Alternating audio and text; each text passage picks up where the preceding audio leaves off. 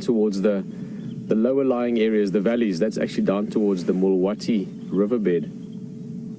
Still got a bit of mist. That sort of early morning, early winter feel.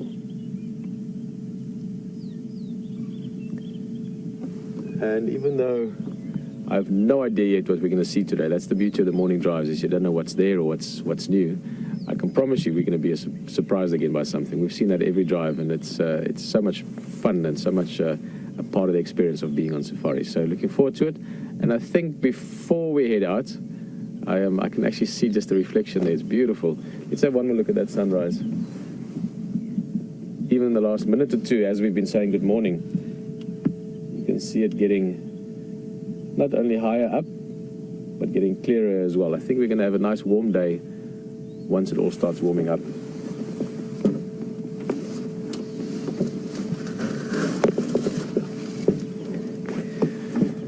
As always, thank you for joining us on the Safari Live experience. Thank you for joining us with Wild Earth, and thank you for just joining us in the bush on safari. It's one of the greatest things I think there is to do in nature, in wild areas, in wilderness areas, to go around looking for big game and small game, all the surprises and all the things you might see. I love that. So I presume you do too. That's why you're here. If maybe this is one of your first drives, maybe you've never done this before, maybe you bumped into us by chance, I think you're going to like it. If you don't know what to expect, you can expect anything. Let's go see what we can find. You're also welcome to chat with us a little bit, ask questions. Hashtag SafariLIVE for the Twitter feed. Lots of conversations and questions and things going on there. Or you can just email it straight in, questions@wildearth.tv. But let's look around now. I'm going to just sit back a little bit. As I said, HT is out there as well. He'll say good morning to you shortly. And also Stefan, Scott, Brent, they are out tracking the Bloodhound gang, looking what they can find. And obviously Stefan will be on foot. So maybe there's some excitement there as well today. You never know what's going to happen. Lovely kudu coming up. Hello, ladies. One of my favorite antelope. Oops, sorry. Let's go back a little bit. Oh, she's in beautiful condition, this one. In a prime, it's difficult to say exactly once the adults, but this is probably a good 5-year-old, 4-year-old female, or cow as you would call them. Quite a large antelope, one of the larger antelopes, and probably the largest antelope you'll see here in this specific area. She looks like she's been stenciled in this morning. Perfect stripes, very, very healthy condition as well.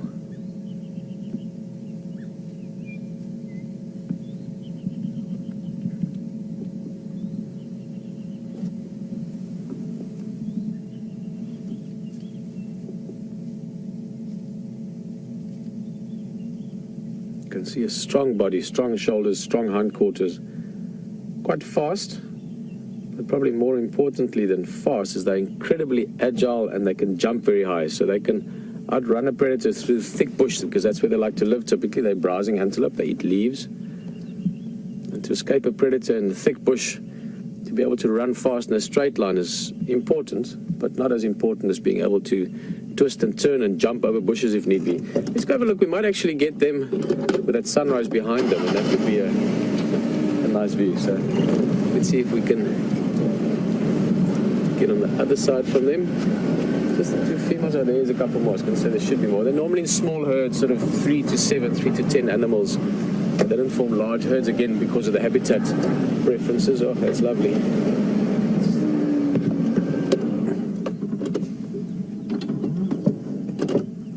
Large ears. You can see when they look up at us. Again, living in thick bush most of the time, not all of the time, but a lot of the time. Their eyesight's excellent, as good as any other antelopes. But their hearing is super well developed, because in thick bush you're not necessarily going to see the predator first. You've got just as good a chance, actually a better chance, at hearing it. A little twig break or a leaf crackling. So the big ears come in handy for that.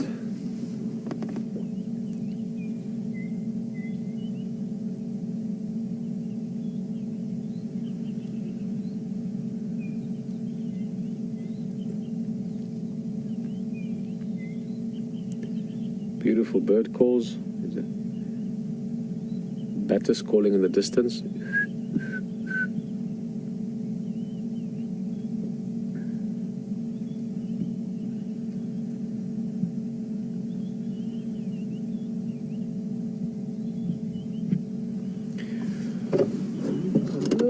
Forward.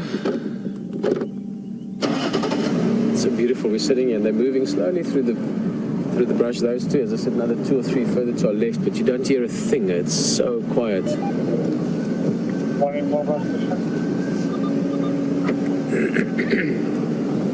Excuse me.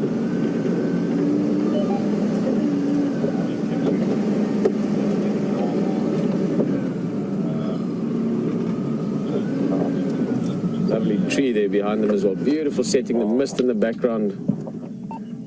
It's really one of those mornings where you almost don't want to talk, because you feel like you could interrupt the tranquility around. It's just really peaceful out here.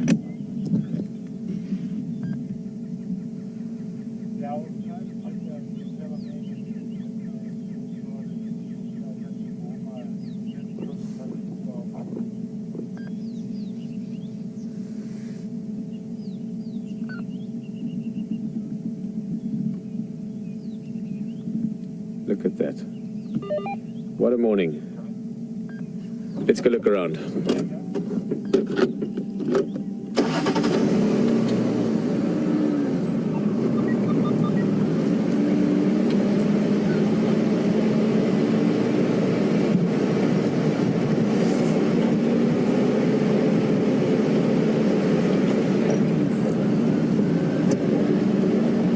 I just want to talk to the game drives quickly. I hear Texan's going out there and see which way he's heading. Texan again.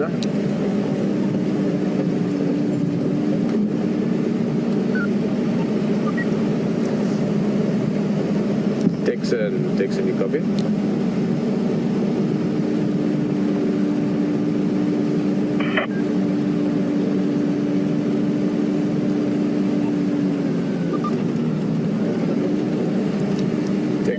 Texan again.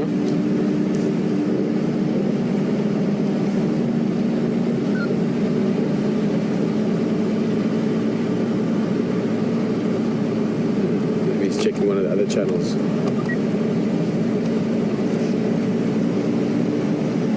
It's always great in the mornings, you know, you've got sort of a whole new canvas. So the road itself, the information, that's the first sort of, oh, that's beautiful. Sorry guys, this is just one of those mornings where there are some great views. Look at that.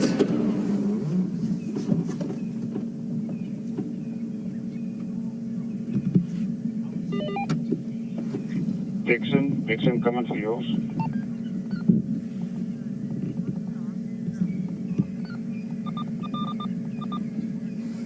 Oh, lovely.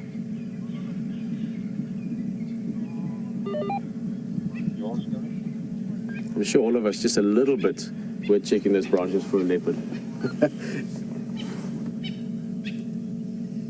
I had this beautiful experience end of last year. Brian was on camera as well. It was Penuma. Yeah. Penuma up in the tree. It was after sunset, so it was this sort of thing, but after sunset. Stefan was walking up this branch as a silhouette against the sort of an early evening sky. It was beautiful.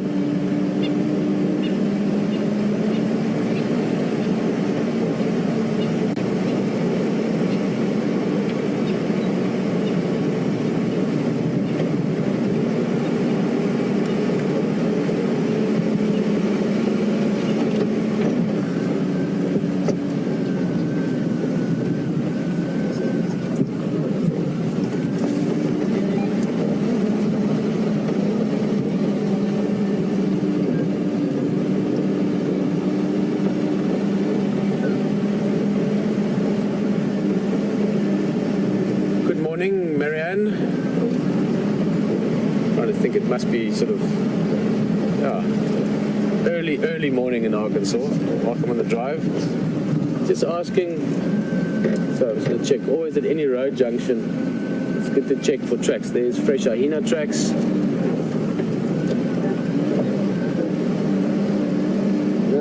No big cats, no leopard, no lion, more hyena, civet. Marianne, you were asking if all the antelope going to rut at the same time or in the same season. Yes, I mean, within a sort of a broad spectrum. So the main rut that we'll see, partly because it's numerous animals, and also because well, it's the most displayed, if you want, of all the antelope. The impala, but kudu, waterbuck, all those bigger antelope as well, they go into rut similar time, May, June, July. So basically early winter, autumn, and into winter. And then most of the young are born, and the impalas young start being born about November, December. And you find normally the larger antelope a little bit later, here towards January, February, you start seeing more and more the like kudu youngsters and waterbuck and so forth. So yes, within the same season, but not the same sort of couple of weeks or the same month. It's spread out over sort of the 3 months of late autumn, early winter.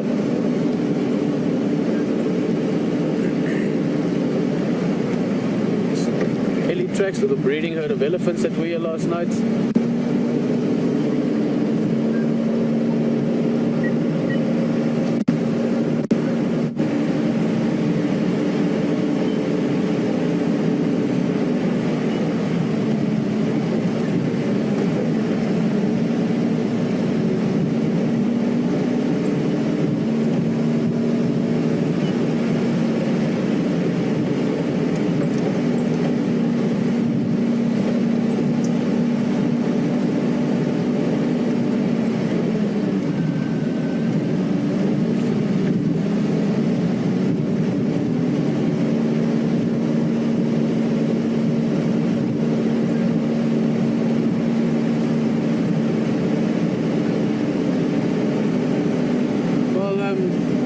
Looking for tracks, looking for animals. HT is busy doing the solve.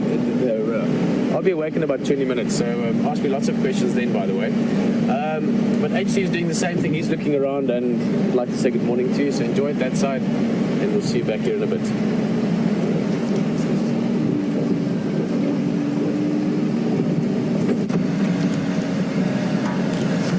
Good morning, everyone, and welcome from our vehicle here on Safari Live from the beautiful Djuma and Arathusa Game Reserves in South Africa, here in Sabi Sands.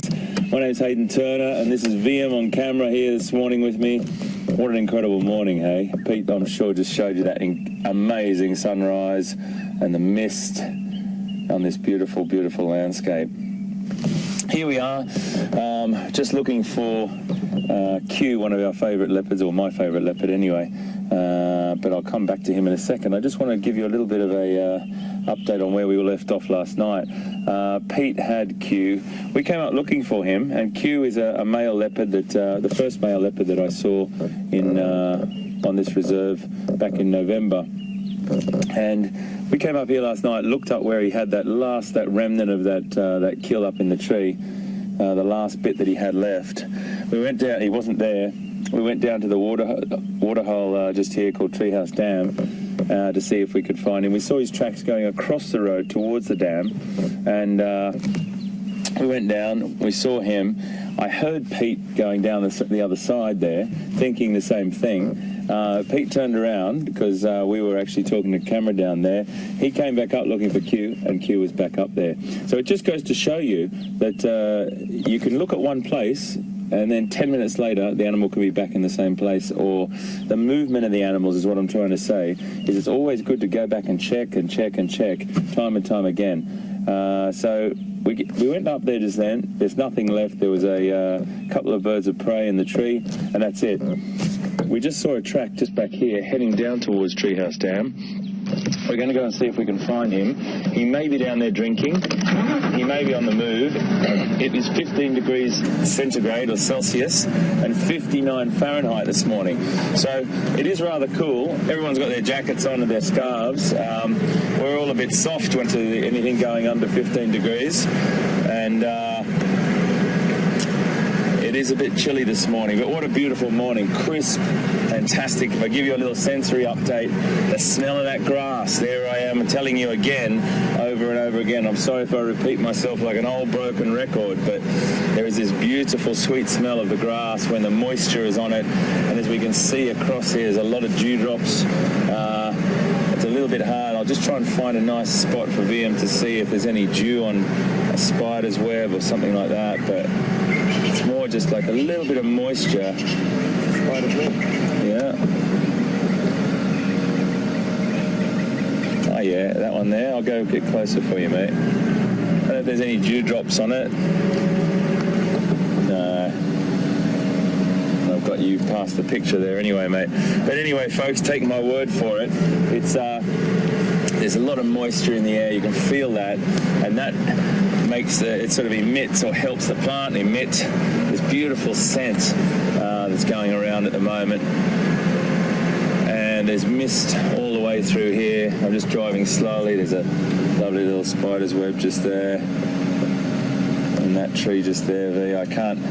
It's a little bit tricky. Lovely little spider's webs all the way through. Dewdrops all over that. So beautiful moisture in the air. 15 degrees Celsius, 59 Fahrenheit. A little bit crisp. Lovely scents around. And we're going to go and try and find a leopard. Now, there's a lot of vehicles out this morning. We've got two radios, of course. Our radio that we communicate with. And I've got this Game Drive channel. Now, the Game Drive channel we've got on loudspeaker at the moment because we've got a new arrangement on the vehicle, so you will be hearing a little bit of chatter behind, radio chatter. We're just turning up to Treehouse Dam, one of my favourite dams. If this is your first time with us, welcome aboard. Fantastic to have you here with us. And if it's your regular safari goer and get on the back of the vehicle on a daily basis, welcome back. It's great to have you here.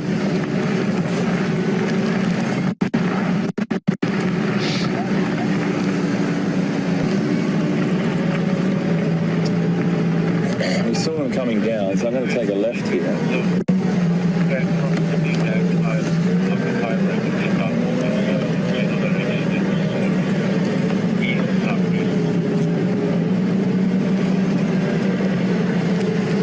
Keeping our ears to the radio, and if you do have any questions, folks, Pete's probably reminded you already, but you can send questions to questions@wilder.tv, or you can tweet us at #SafariLive, and we'd be more than happy to answer any questions related to what we're seeing, or even just a general question about anything to do with wildlife, anything to do with VM or myself, the technology. It's absolutely your call. We do have some tracks going down here.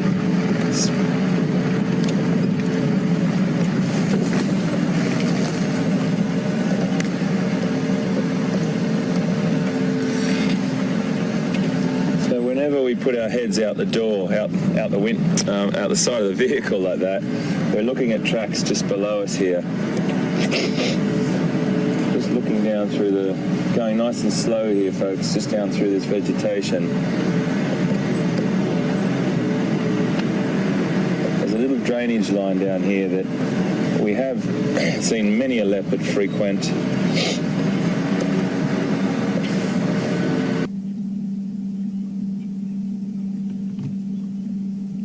Oh, isn't he gorgeous?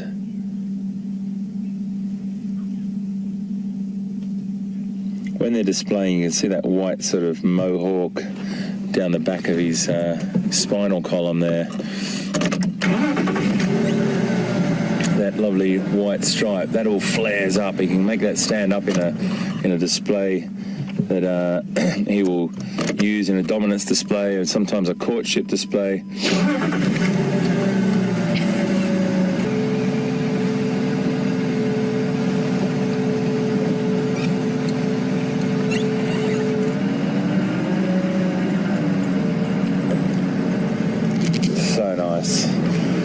Start to see that mist rising.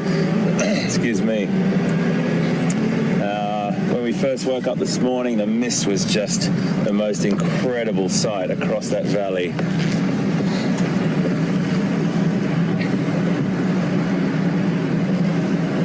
this area to follow up on some impala that are alarm calling again. We had tracks of a male leopard coming in this direction. We came round the block, stopped, heard these impala calling. They've stopped now, but we're going to be making way down this animal path. Come along.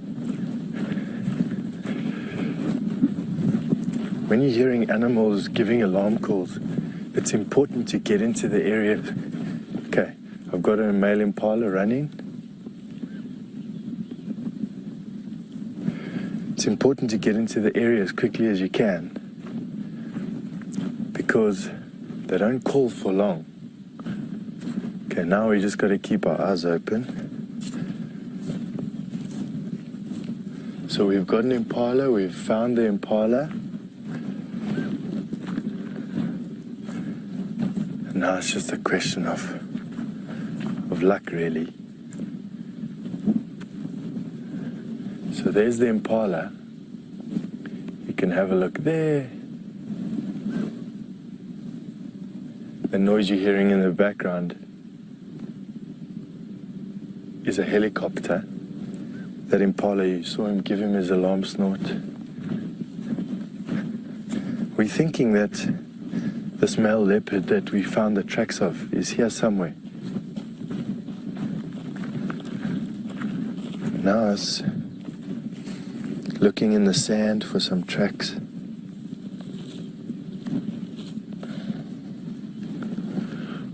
For those of you who are new to the show, firstly, a warm welcome. And secondly, we've introduced bushwalks so that we can show you what it's like when we're on foot in our neighborhood or in the bush where we are.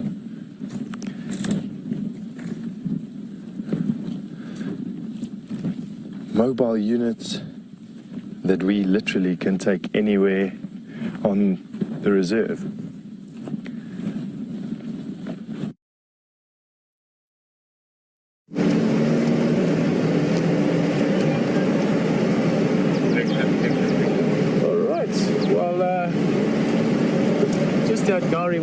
We just stopped a little bit to get some litter back there, sitting in the sun, just warming themselves up. And as we stopped, we heard some interesting calls. Speaking of calls, Lucy, your question earlier, a lot of animals can call and get a response from us. That's one thing I can guarantee you, especially when we're going to try and hear them now this way. There we go.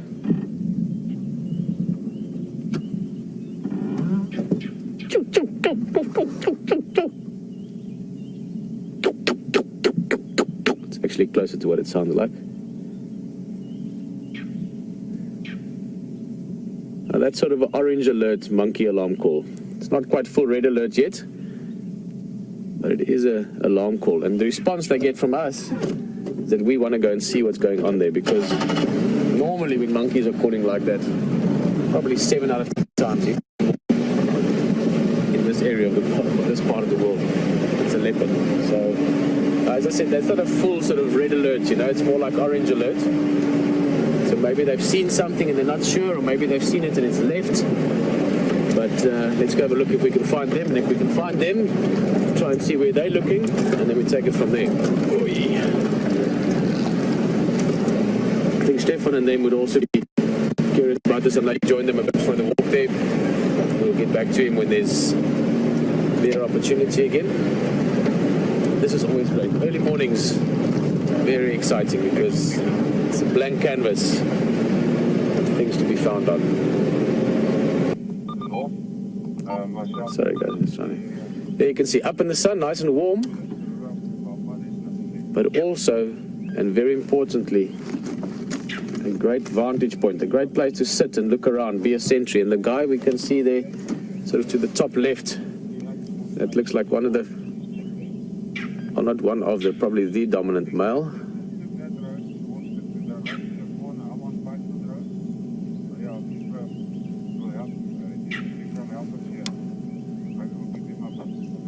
Well, let's go in there. There's actually a little track that goes in quite close to where they are.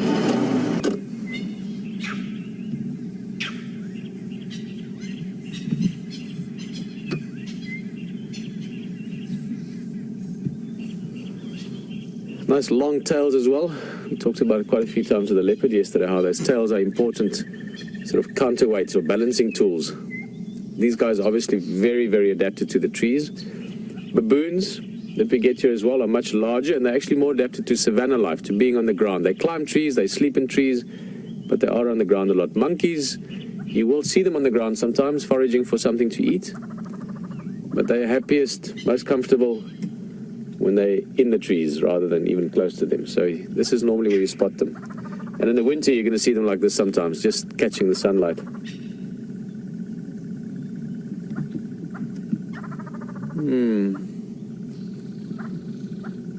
Here's the big male. He's just looking around now. No more alarm calls from him.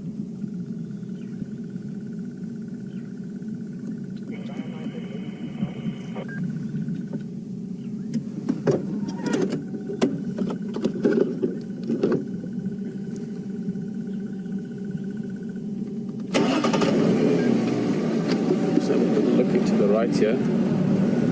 Give an idea where we are. We're right on what we call a drainage line. Sort of riverbed system.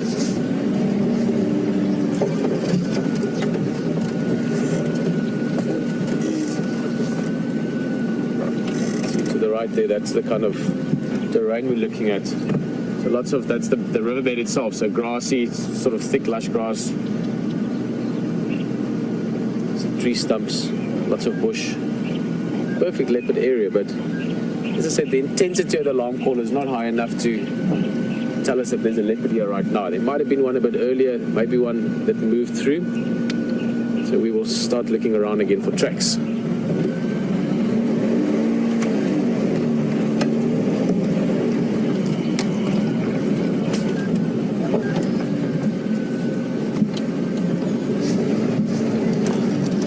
So to go back to the waterhole once more, just double check, and then we'll come and drive down the riverbed.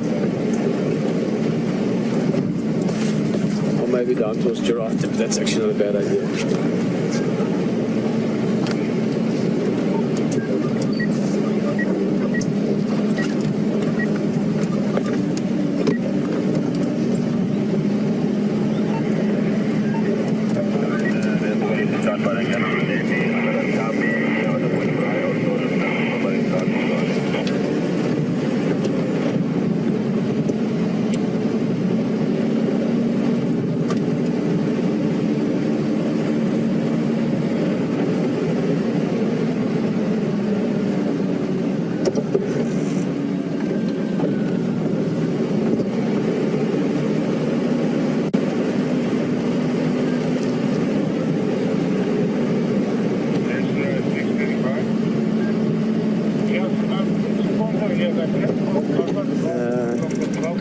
It's a log.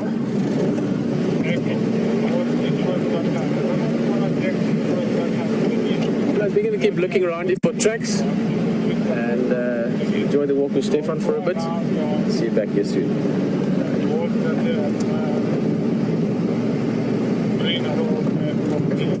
Oh, welcome back to the bushwalk. It isn't without its faults, but as you know, we are a highly mobile unit here, walking around on the ground, and from time to time there are some problems, so please excuse us for that. But we've run into the bush following up on some alarm calls that Impala was making after finding some tracks of a male leopard earlier this morning. We definitely think that he's in here somewhere. Impala were not just barking at anything, they were really alarm calling. So we did find one male impala. He didn't look too stressed, he bounded away from us. And what Scott and I have done in the meantime, while you're away from us, is we've come and made a full circle around where we saw where those impala were, just to see if there's any tracks of that male leopard coming out. The good news is that there are no tracks of this male leopard coming out of the area where we were. And you are now going to come with us, and we're going to go and walk back into the bush, down a drainage line, to see if we can bump into him. Without tracks to follow, it's quite difficult to follow exactly footstep for footstep. And you've got to use a bit of your intuition as to where we think this leopard's going to be. We think he's moving along the drainage line that we're going to be going with, because he doesn't come out on game paths on either side of the drainage line. And the impala was in the drainage line when we came out. So let's go down, let's see what we can see. If you do hear a helicopter in the background, my mic might be able to pick it up. There is one flying around. In actual fact, we can show it to you. You can see it in the distance over there. They do regular patrols using a helicopter in this area. And it looks like that we just happen to be in the patrol area of this helicopter for this morning. Bird.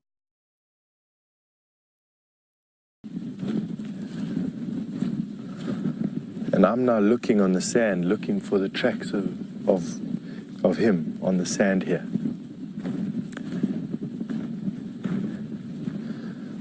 I don't see anything here. We're just going to keep on crisscrossing through here.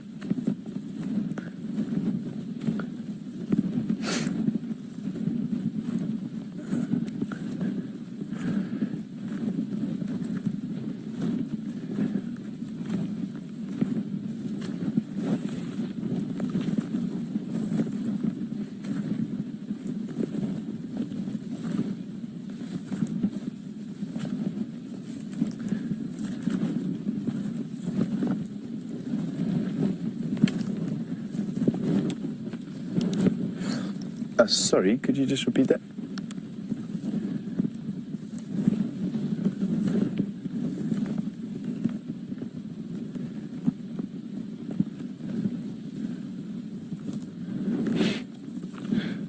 Hi there, Murray.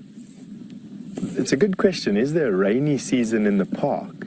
And yes, there's a rainy season in the park. The heaviest rains that we have are from December all the way through to about March, with the heaviest rains falling in February. So we definitely do have a rainy season. This far south, we also have definite seasons. We have a winter and a summer rather than a dry season and a wet season like they have closer to the equator. So at the moment we're in our autumn.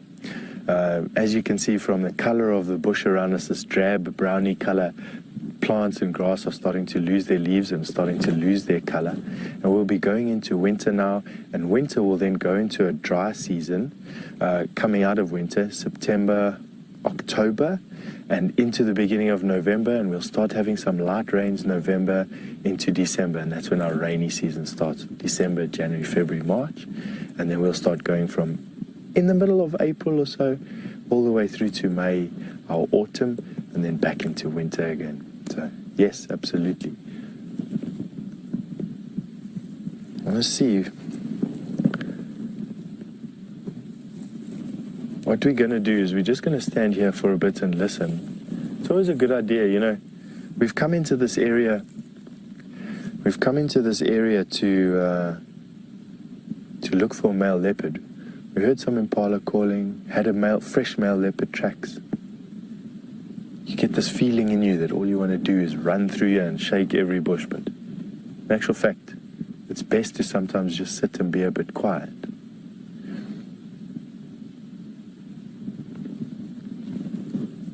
Just going to test the wind direction.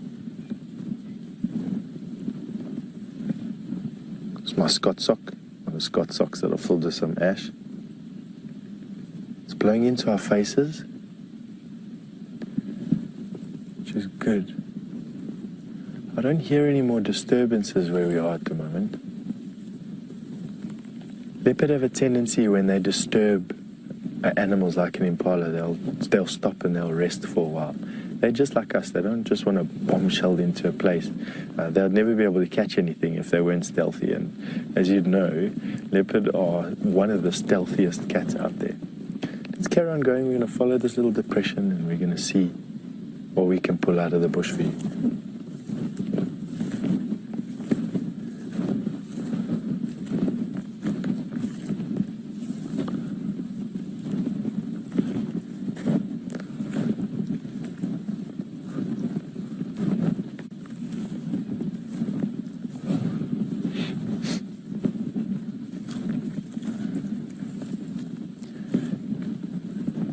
As you no doubt have seen by now, I am carrying a rifle.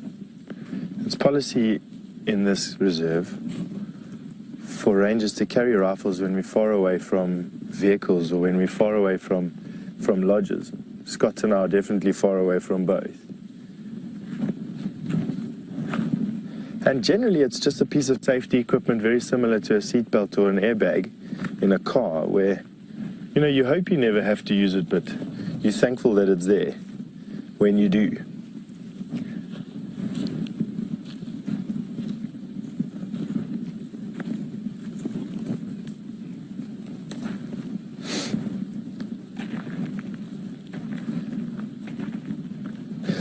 Now, you also no doubt have noticed that I have a white armband on my upper left arm, and that is for that helicopter that we saw a little bit earlier. It's for them to distinguish me at a distance. I'm a registered trails guide for this area, so I'm legally allowed to be in this area on foot carrying a weapon. It's just one of the ways, security measures that we take in a reserve like this. As you're well aware of, all over the world right now, rhino poaching is on a recent high, and this is just one of the security measures that we take to distinguish myself from a poacher or two anti-poaching teams that are in the area. Myself and Scott, just to let you know how we do our job.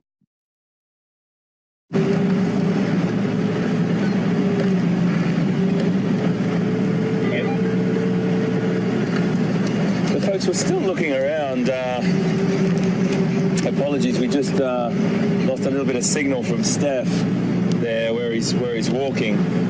But we'll go back to him as soon as we get that rectified. We're just still looking for tracks. We've gathered that Q has walked this direction now. We picked up some new tracks coming up into here, but then it went into the bush. We're just going to try and come up and see if he's come out of this block somewhere. But just going to stop and have a look at these boys ever so quickly.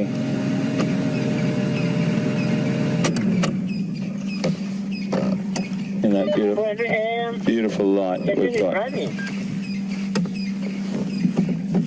Small bachelor group with an adult male and a couple of juveniles. Dixon. Goya? I got another Conzo here for my daughter. And a couple of little red-billed oxpeckers riding on the back. So it's not always the big animals that they have to ride on. They'll ride on anything they can possibly hitch a ride on and get as many parasites as they possibly can. And that's what they feed on. You can see that they've got incredible ability to hang on animals' hair on their backs there. There was a little, there's another one just there. They can hang right down on the side. They've got these really sharp little modified claws that allow them to do that.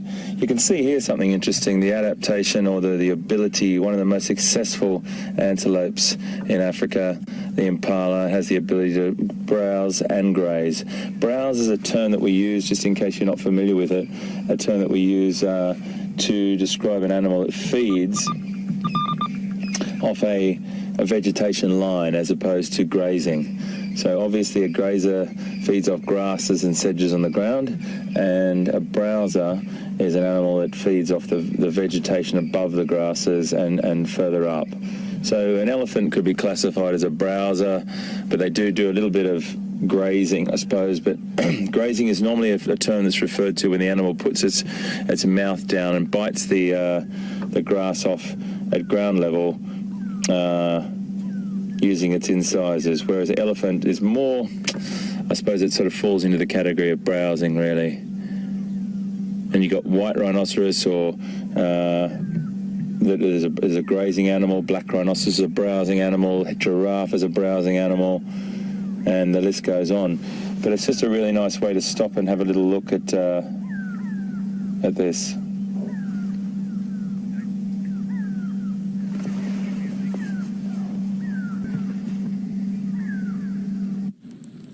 Welcome back to us again after a short break.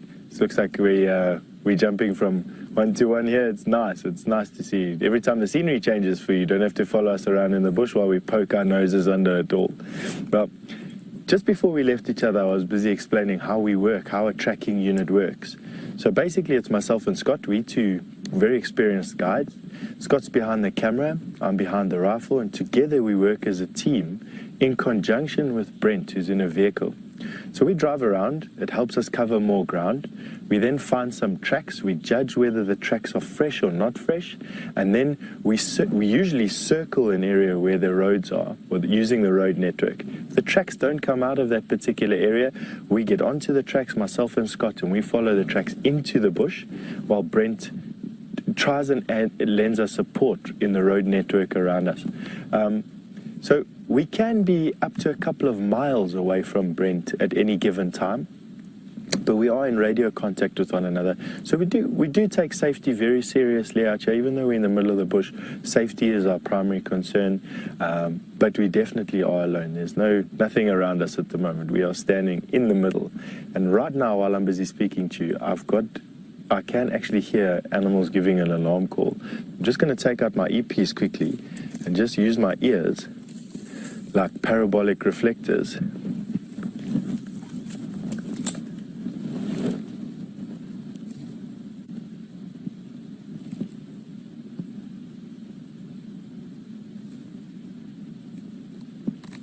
Now, this time of the year, it's quite difficult to actually distinguish between male impala rutting and alarm calling. I know you might be thinking that my ears are big enough already. What could I possibly be getting from cupping them? But you'd be surprised how well this works.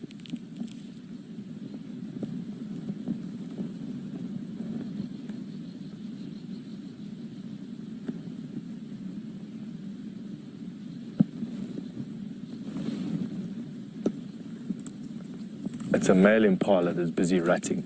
So taking some time and listening, I initially thought that it was just an impala giving an alarm call, but it's actually a male impala in the May rut at the moment, confusing everybody. So I think we're going to carry on walking with this drainage line. Let's see if we can get some idea of where the tracks of this male leopard come out. See if we can show him to you.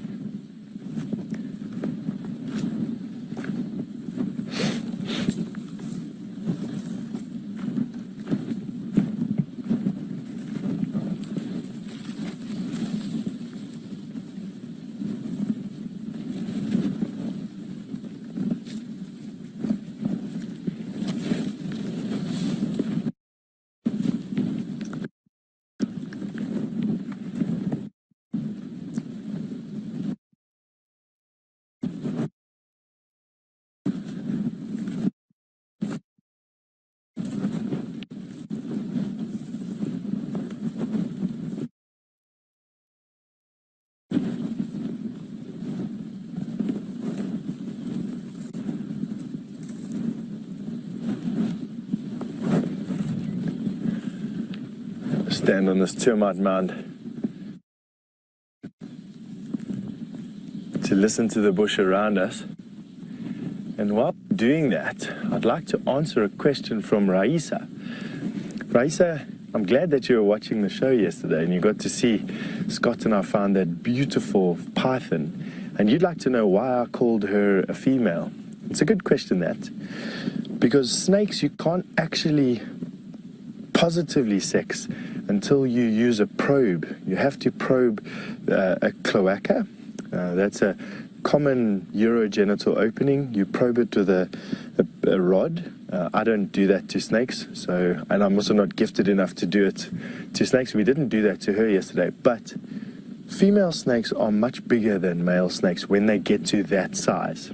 So very difficult when they're small, but that python was of a size where I said in my mind, have I ever seen a python anywhere, even in a zoo exhibit, a male python that's been that size? And no, she was definitely a prime example of a python. And although it's a bit of a guess, it's an educated guess. I hope that answers your question. So not conclusively did I know she was a female, I just took it as a guess based on her size and her age. So we're taking some time now just to listen. We've walked up this termite mound. We have a bit of an elevated position here. Let's see if Scott can get into a position where he can actually show you how high above the bush we are and how fantastic these vantage points can be.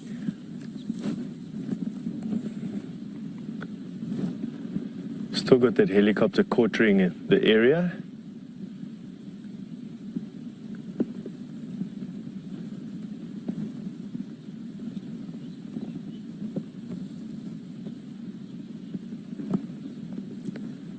Bush around us is once again dead quiet. Not too much of a problem. Doesn't say that there's nothing here, it just means that we haven't found anything. So what I think we're going to do is we're going to carry on walking down this drainage line. We're going to keep on checking the game paths that are crossing this drainage line for any tracks of this leopard. And then what we're going to do is we're going to re-loop around the area and have a look. There's a ring road probably about a mile from where we're standing at the moment. We're going to be slowly making our way towards that road, and we're going to see if this leopard hasn't slipped by us in all the chaos around here and is now walking somewhere else. I'm going to walk with the two in my mind. We're going to carry on down with the drainage line and crisscrossing it. Looking forward to showing you what's around the next bend.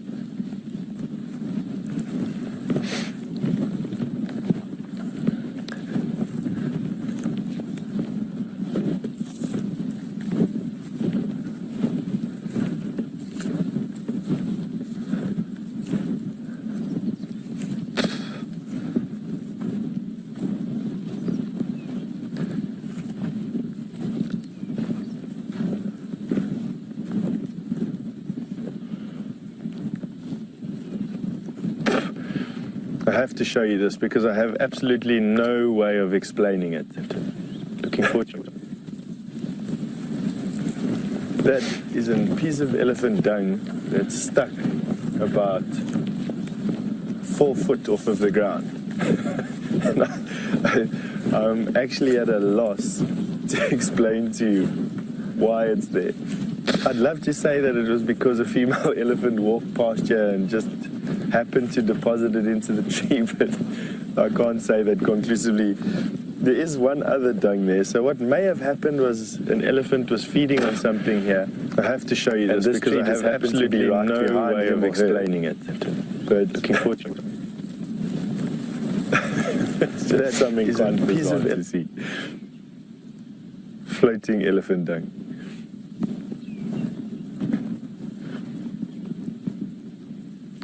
For those of you interested in trees, this is a Natal guari, or the genus Euclea.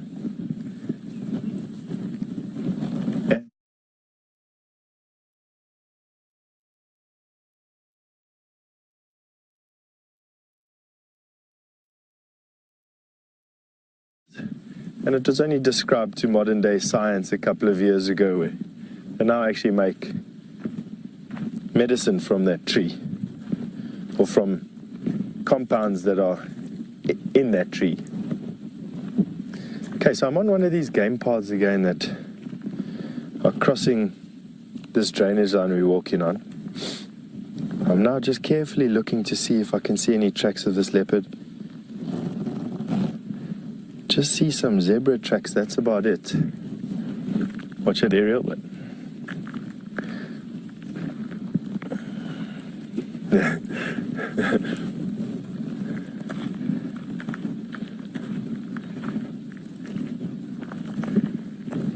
So here's a nice sandy patch, and as Scott will try and show you, there's no tracks that we can see here from this male leopard. So we just have some zebra and bird tracks from a francolin, some zebra tracks, and an old impala track. So that's about that.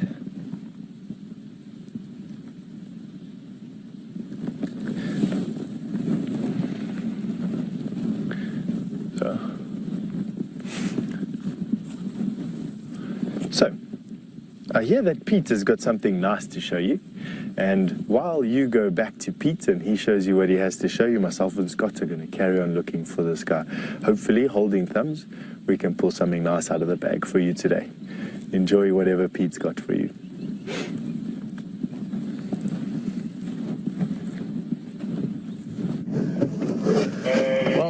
Guys, I don't have to point out too much there, but you can see there's a big elephant in the road. But so let me just turn this volume down.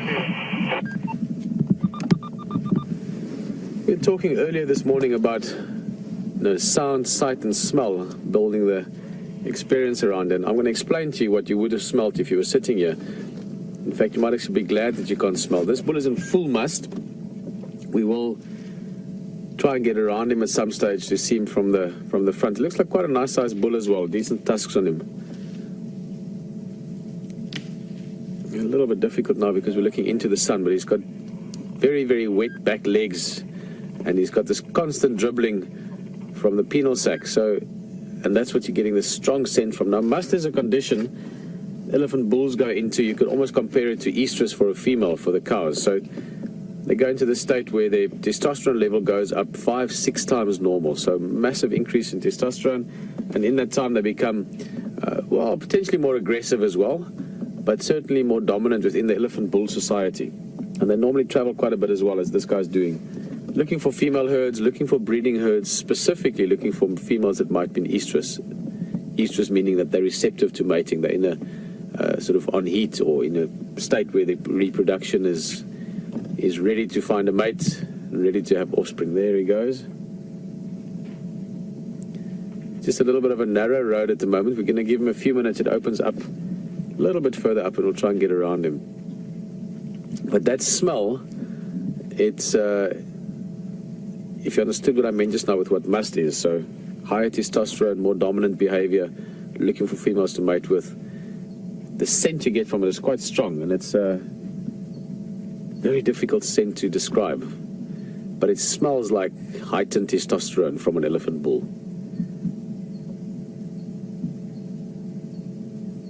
That's a stunning view. Big Ellie just walking on the road. You know why? We discussed this yesterday on Drive. He's walking down the road because he can.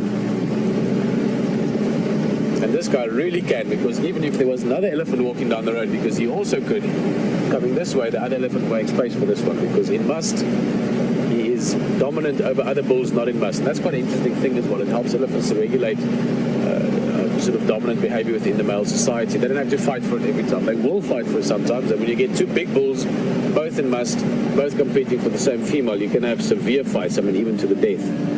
But 90% of fights are avoided by this must condition, because, as I said, this guy, we'll see him when we can see him properly now, but I would guess he's in his 30s already, late 30s even. He looks like a big guy. But if he's in must and there's a bigger bull than him coming down the road or at the herd that he's following, and the bigger bull is not in must, this guy would be dominant. So there's a great way of sort of allocating hierarchical dominance at different times of the year to different bulls. The bigger they get, the older they get, the better their condition, the longer they can stay in must. Full elephant, bull in full must in his prime, let's say a 40, 45-year-old elephant bull at the very peak of his physical condition, can be in must 3 months, 4 months, up to 6 months out of 12. So obviously lots of opportunity there for mating. It can be a little bit more tricky to deal with. Just got to sort of keep your eye and ear on the ground when you're close to a bull in must. And this guy seems all right. He's aware of us. Oh, he's beautiful, huh? Whew. Beautiful bull. Just going to slowly roll past. We don't want to go fast. We don't want to be sort of too excited around him. So I'm just going to continue past quite a bit, and then we'll turn around only, and we'll wait for him up the road. He's going to have a little bite to eat.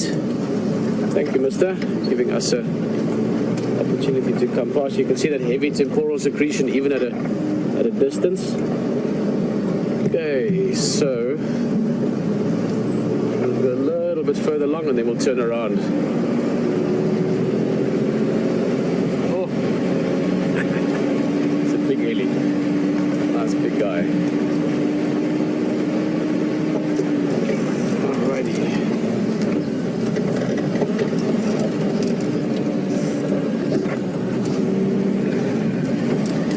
Heading straight east along the road here. Beautiful lighting, guys. I'm just going to give him a bit of space first. Again, we just have to communicate our intentions clearly to him. There he knows we're not here to challenge him. We're not gonna sort of question his dominance at the moment.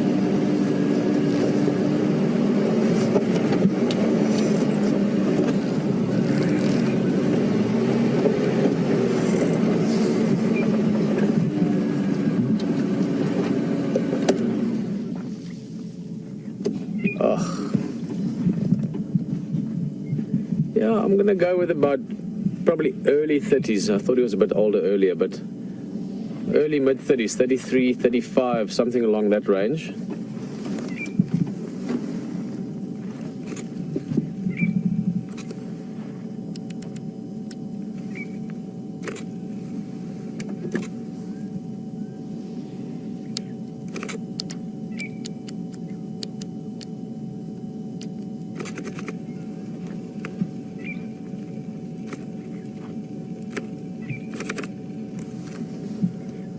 Hello, Jeffrey. You're asking if I've ever seen elephant mating. I have. I can't remember. I haven't seen it many times. 2 or 3 times that I've seen, you know, proper mating behavior. It's not something you see typically every day. Quite a lot of interesting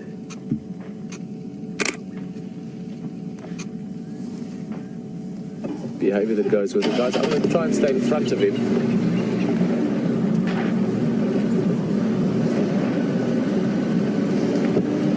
As I said, we just have to give him indication of our intentions. I'm going to go a little bit up the road and then we'll simply wait for him again. There's a lot of ritualistic behavior almost, or behavior itself that's very interesting around the mating, other than the mating itself. It's not something that just happens. A female and estrus normally give it quite a bit of time before she allows a bull to mate with her.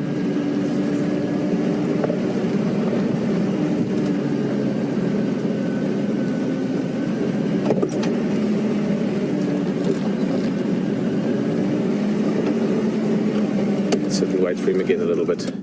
He's just walking up the road.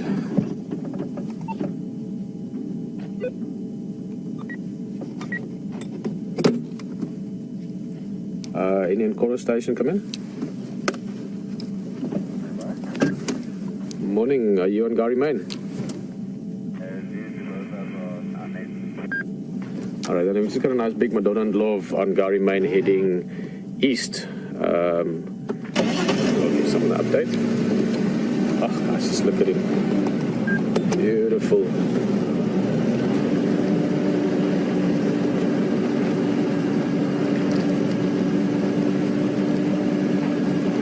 I want to let him come past us. Let's see what he feels like about that. What he feels like, yeah, what he feels like relative to us sitting on the side here. Nice and quiet. You can see those temporal secretions, ears wide open. Oh, he's impressive.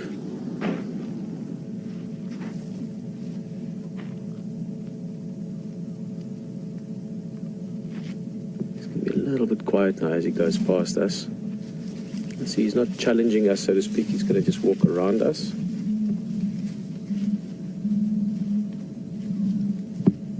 Stunning bull. Quite tall at the shoulder. He's not a massively bulky elephant, but he's quite a tall elephant. I would guess him around 3.6 at the shoulder, 3.6 meters. Exactly what that is in foot, can't tell you now, but we're looking at about 11 foot probably at the shoulder, maybe a little bit less, 10.5 feet at the shoulder. He's going to push over that tree. Let's go see what he's doing.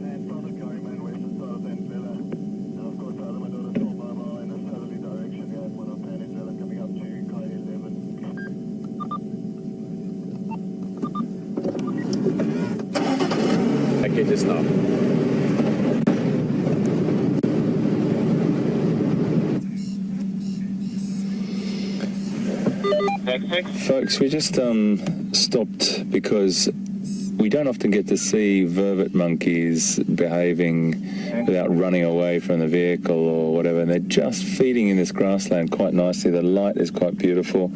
Just to the left there was a couple down to the right, but they're just walking back towards us. And then we'll have a look at these couple here, but there's a tree just quite close to us. There's a fair few in there. And it's just really nice to see them coming across this open area in this beautiful light. There was a couple jumping around in this tree in front of us. They're up in the top of the tree. So up to the left-hand side or right-hand side, there's a few in there. They're feeding away. These are vervet monkeys. And I'm sure, I think Pete mentioned them to you earlier this morning. They're quite a fascinating little species, and there's a couple just there silhouetted, which is a little bit tricky to film up high in that tree, but that's a nice shot of a mother and young. There's a couple up there. So this troop is probably about 10, 12 animals. I can still see some down on the ground, but whilst we're on these ones up in the tree, feeding on those tender young shoots, really, really gregarious group of monkeys that spend most of their day foraging in family groups, or troops as they're also known. The lovely shot right at the top there, incredible balance that they have, just picking those tender young shoots off.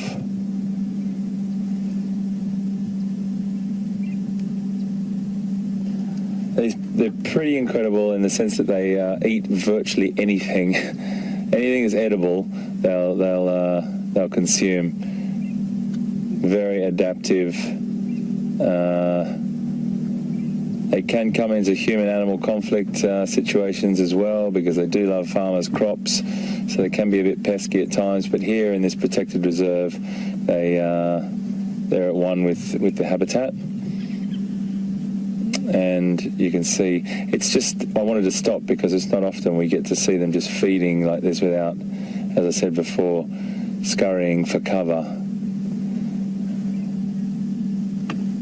We've had a fair few questions about monkeys. Why don't we see so many monkeys? We don't see many monkeys, and baboons are very, well, not rare, but it's not the most commonest primate that we see. We probably see vervet monkeys more, which we're looking at right now.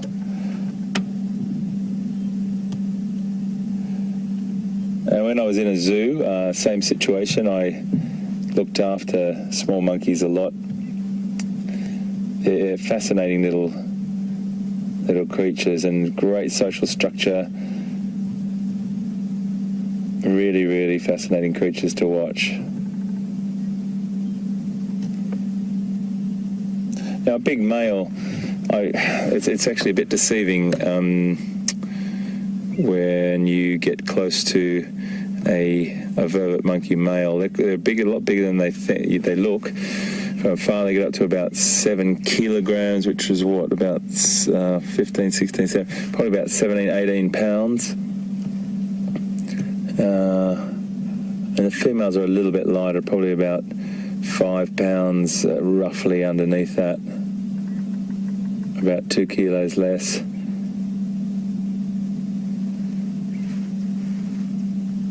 So these guys are diurnal. There's only a few species of primate that we have here in this part of the world that are nocturnal, and that's the bush babies. And they are a nocturnal primate, large eyes, very, very different looking, but these animals are predominantly diurnal. They'll be going up into the trees exactly like they're sitting like that at night to escape predators, potentially snakes or leopards or other small cats, but predominantly leopards and pythons would be some of their main predators that prey on them.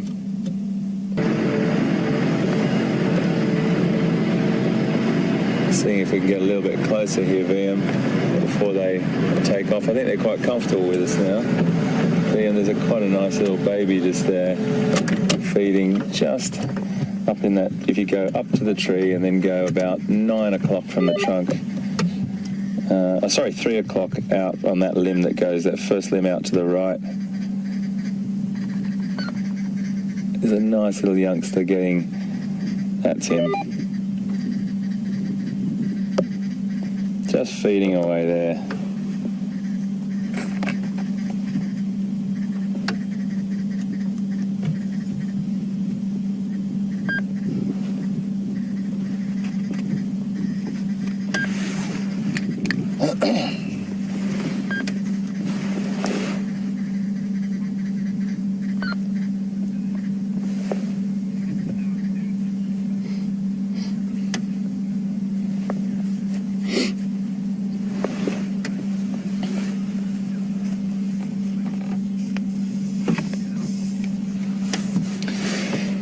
Good morning, Bill. Good morning from Juma and Arethusa and SafariLIVE. And Bill, you're in Wisconsin, and you like to know whether different species of monkeys mingle as they work together or live together, and do they interbreed? The answer to that is definitely no. They definitely don't interbreed, but you may have baboons potentially feeding or foraging along the savannah or open grassland with a troop of vervet monkeys close by, Bill. So that does happen. I've seen that several times all over different parts of Africa. If you go up into Uganda and equatorial Africa, you start to get different species of monkeys cohabitating the forest together because there's many more species. Let me just move up a little bit for Via. Give him a better shot here. I seem to be the man that's gone on to small mammals. We've got our little dwarf mongoose yesterday and our monkeys today, so it really is great to see that you can find fascinating animals all throughout the bush. It doesn't just have to be all our big cats, which we do love. Of course we do. We go out on a mission to find our cats and our predators, but these things are definitely worth stopping at because they have a major role as well in the ecosystem and the habitats that we're in. So, Bill, to answer your question properly, they don't interbreed. What they do is cohabitate sometimes. In where we are, you'll find baboons potentially feeding alongside vervets, but they'll keep an eye on each other. They won't go too close to each other. And then up in equatorial Africa, you get a greater concentration of species where you get apes and monkeys. Okay, did you hear that? That was a little vocalization. I'm not sure whether it was a male chasing a female or it was it didn't sound like a war alarm call. This little one up in right in our frame now would be scurrying for cover back to his mama if that was the case. I love how they can just sort of sit there and balance up that high. Really great creatures. So, Bill, thanks for your question.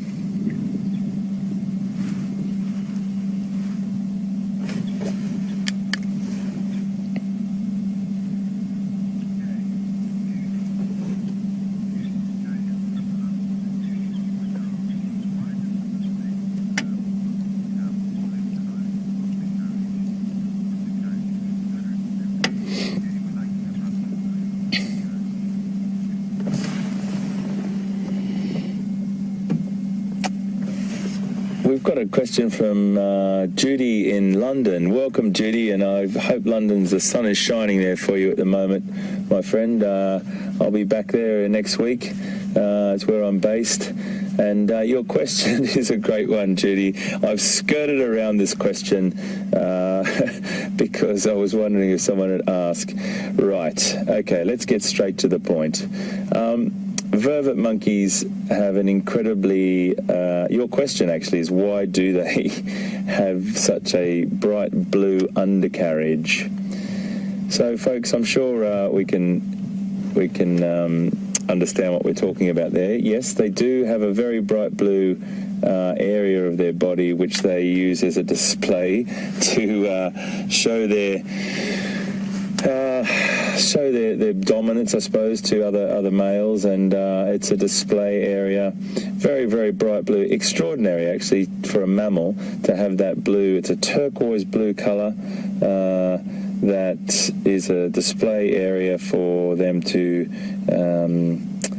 ward off other males and just look as big as tough as possible. And they do use that. They will sit with that undercarriage on display many a time. Males definitely do use that, and it's quite incredible to see because you really don't expect it. You see this sort of quite dull grey, dusky sort of colour with a black face, and then there's this amazing blue undercarriage. And Judy, I do love how you've used that. It's very British, and I do like that the undercarriage is quite blue. Yeah, so that's what they use it for. And I think we'll move on. Thank you very much for your question, because it's a question I always get asked. Whenever I did a story in South Africa up near the Zimbabwe border years ago on vervet monkeys, and they are a species that has been persecuted for many years. They can become a great pest to farmers, and that whole conversation, that whole topic is another debate in itself. But there was a man up there that was rehabilitating vervet monkeys that had been orphaned, and yeah, it was pretty hard to get away from having the blue undercarriage in shot. But it serves a purpose, and we wouldn't have more vervet monkeys without it. Shall we move on? Thank you for your question, Judy. Fantastic, and I hope London's shining.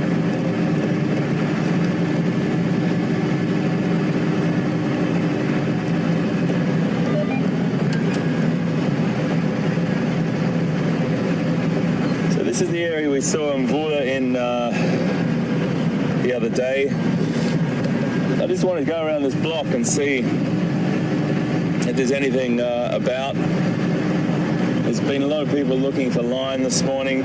I've heard on the radio, very, very tricky. They can't find them. I'm not sure if they have found them.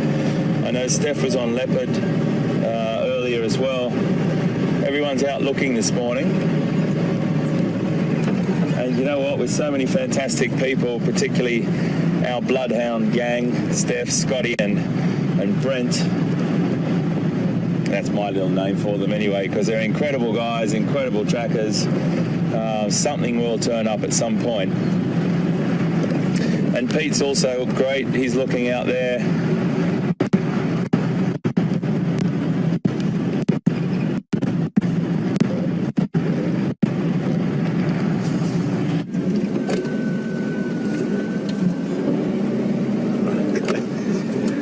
Glad you could join us. We just found an elephant here. We're just maneuvering around so we can get to a better view. Let's first give you a nice view from up top here. We're on the sort of the wall, if you want, of Bafusuk Dam. One big bull elephant. Not as big as that guy in Musterbit earlier, but still decent size. There's two hippo as well. We can just see one now, but there's saw two hippo earlier.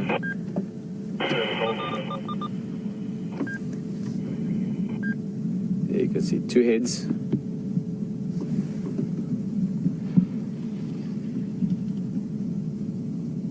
Actually looks like it's a bit far away, but it looks like that elephant might also be in must.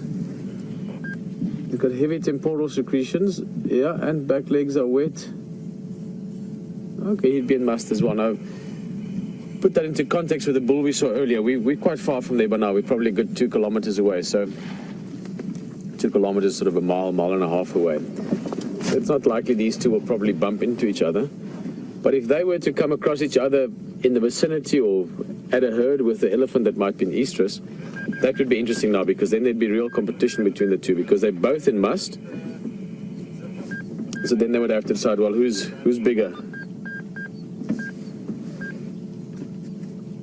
And if need be, have a little sort of wrestling. Sorry guys, this is a Radio beeping. I just want to see if I can sort that out.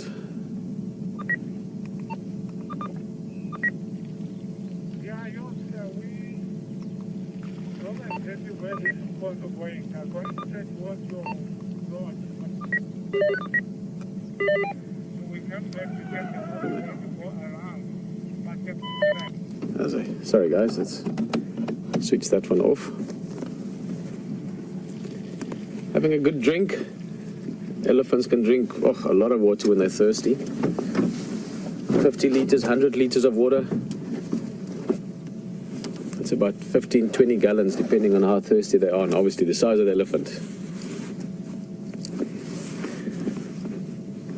It's starting to get warm, nice and quick now. We had a crisp morning to start with, beautiful sunrise. If you missed the beginning of the drive today, it was a lovely morning.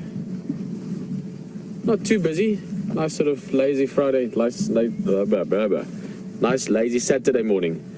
As you can hear, I still need to wake up as well. I think I need a leopard to appear in the road in front of us. That always wakes one up nicely. But a couple of ellies, a bit of general game. Leopard track here and there, but otherwise just a beautiful winter morning. The fact that we've seen 2 musk bull elephants in the last half an hour or so gives me some hope that there might be some big breeding herds around as well. Obviously we saw that breeding herd of elephant yesterday afternoon. They should still be in the area somewhere.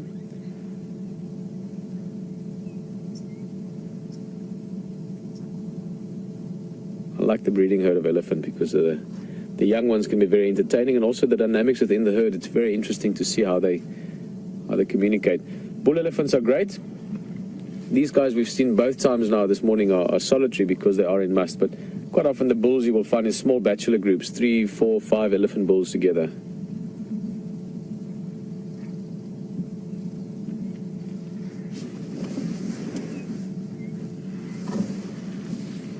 See, this guy has been in fights before.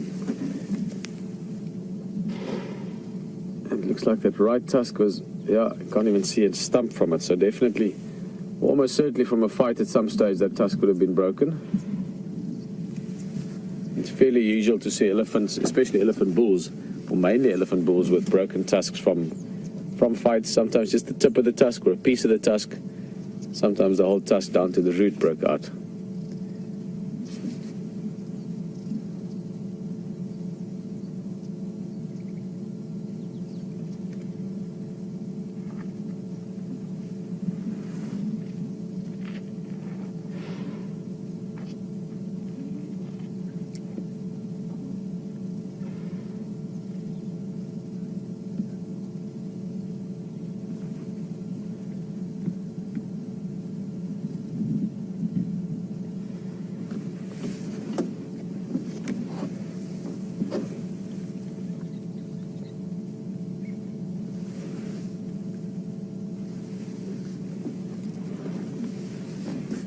Almost no wind this morning. I mean, there's the faintest of breeze. You can see just looking at the water, that area, it's flat there.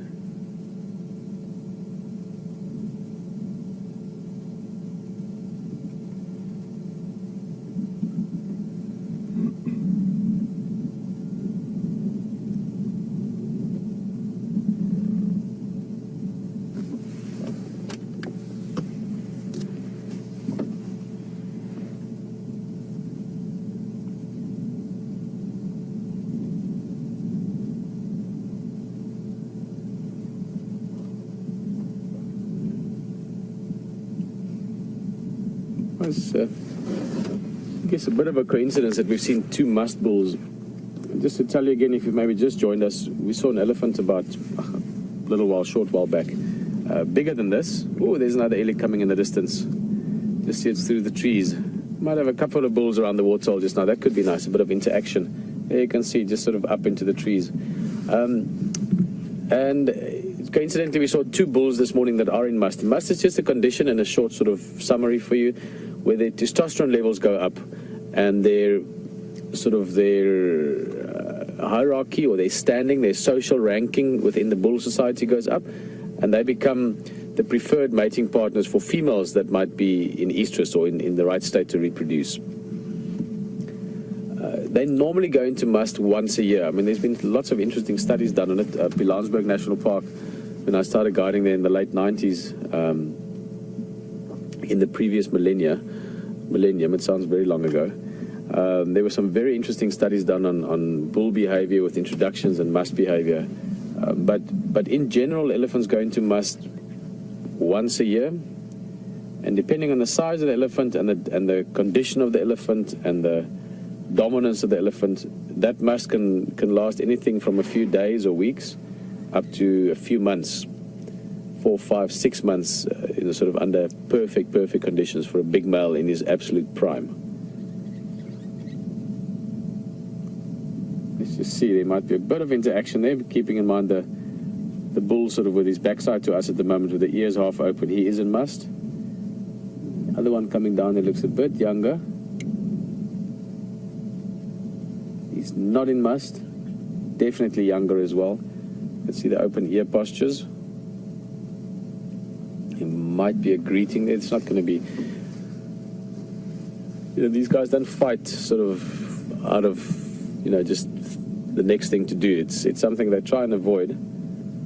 And this would be very, very clear. That younger one, not only is it younger and is he smaller, but he's also not in must. So there's no dominance issues here. It's very clear to, for them who's the dominant guy. But I'm expecting that youngster to maybe come closer at some stage, do a bit of a greeting. They've probably traveled together already. Just the way that he approached there, it seemed a little bit as if they, haven't been in close proximity for the last couple of hours.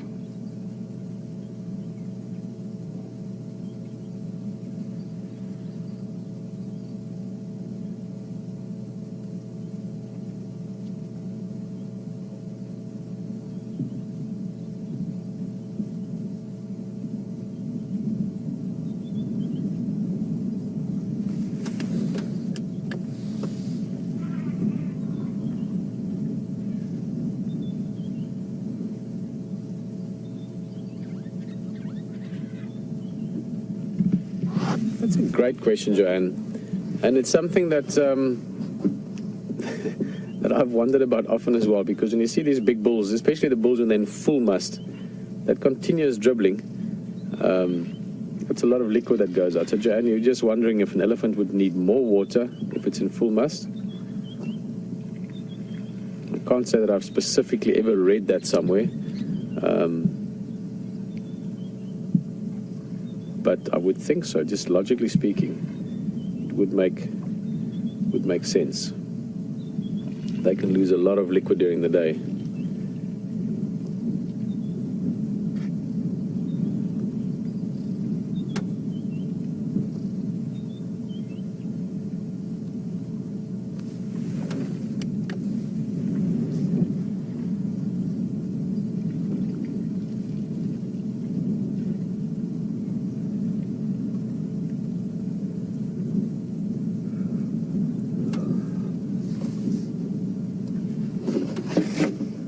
We've got a few guests from New Jersey this morning. Hello, Rita.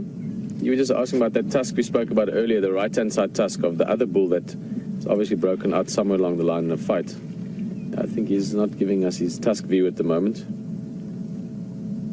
But you were just wondering if that tusk will grow back. Rita, it won't grow back if it's broken out. If it's broken out at the root, then that's, it's like losing a tooth and that's gone. But quite often the tusk just breaks off a piece of it, like the tip or a part of the tusk itself, and then the tusk will keep on growing. Keep in mind, it is a tooth,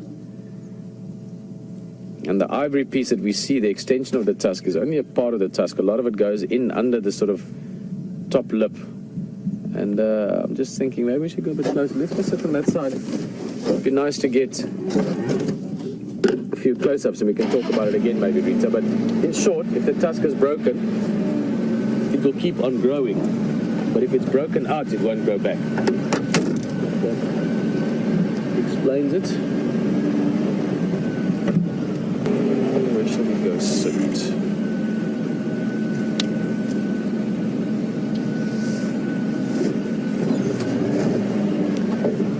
We're just going to go through a dip here. I'm just going to be quiet. It might break up a little bit, but it's very, very quick. Then we're through it.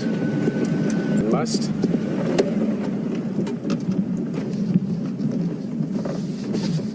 Posture as well. head up, ears open, making himself look bigger. Quite a lot younger than the first bull we had in Must earlier. That guy estimated sort of mid-late or mid to sort of early to mid-30s, 33, 35. This guy would probably go with late 20s, early 30s at the most, around 30. At least 3 or 4, if not more years younger than the other one.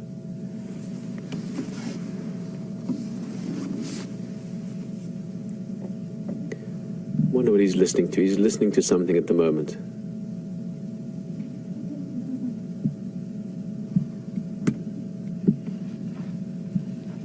There you can see the lips nicely, Rita. This one you can actually see the whole side of that tooth cavity, if you want, is collapsed. So that whole area there, if there was still a tooth root in there, there'd be a bit of a bulge. So that tooth won't grow back. Giving us a bit of a display there of his good balance. Guys, he's in full must. Let's have a quick look. Spoke about how much liquid they can lose. It's got a constant dribbling. Now this is going on, you know, the whole time.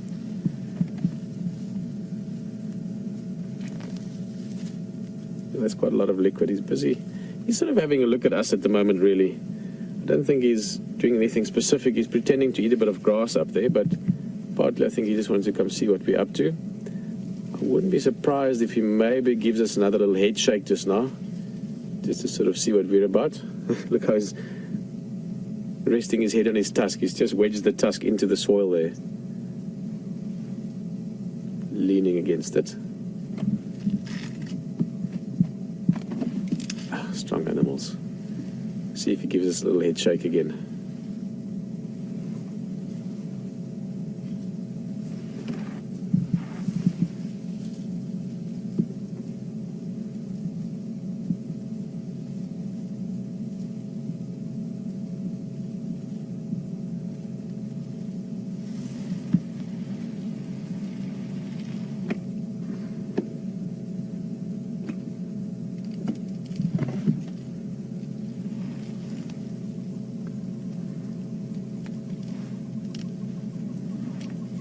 Quite a bit of dust coming off now. He's busy breaking a part of that bank. There you can see with the tusk, just getting some nice soft dust.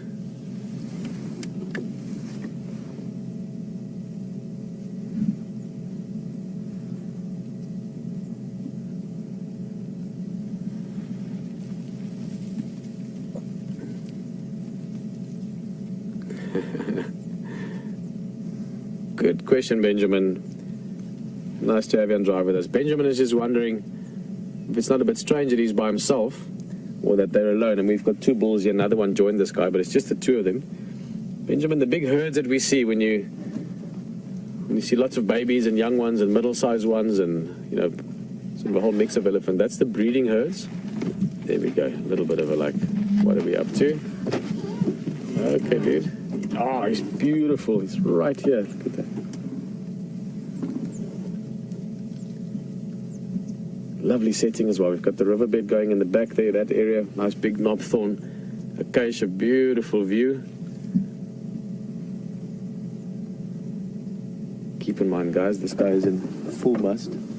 So, oh, look at this on his trunk, Brian. Right there, there's a stick insect. Look at that. Catching a ride. There's a little something. But that's actually a stick insect. It looks like a piece of grass. And that's a little insect walking on his trunk. Look at the trunk over the tusk like that. A little bit of a dominance behavior, the way he's hanging in the trunk.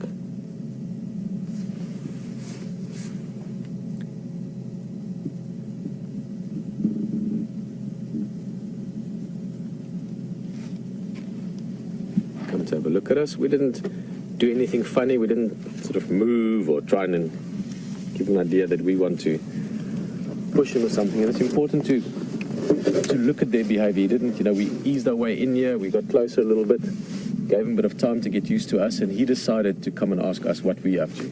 Even when he's in must, as I said, you know, don't do this at home kind of thing, folks.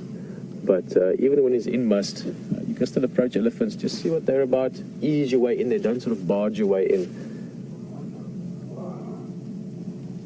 There's more elephants in the back as well. Oh, but he's a spectacular elephant. You can see he's listening again, just with his ear. If you look at the angle of the ear sort of up like that, that's probably more likely listening to the other elephants in the area rather than to us or some other noises.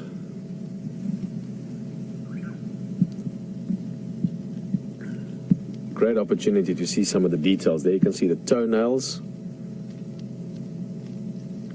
Elephants effectively walk sort of right on the tip of the toes, but most of the weight is carried on the heel part. What I mean with that is, you can see the big nails there, but most of that foot is a heavy sort of cushion of fat and muscle tissue, and the heel sits in the back of that pad. So it's a very padded, sort of pliable, soft foot, like a big sponge almost. He's breaking more. So, oh, look at this, breaking more dust. Oh, this is a awesome view. Hey, big guy. Head shake.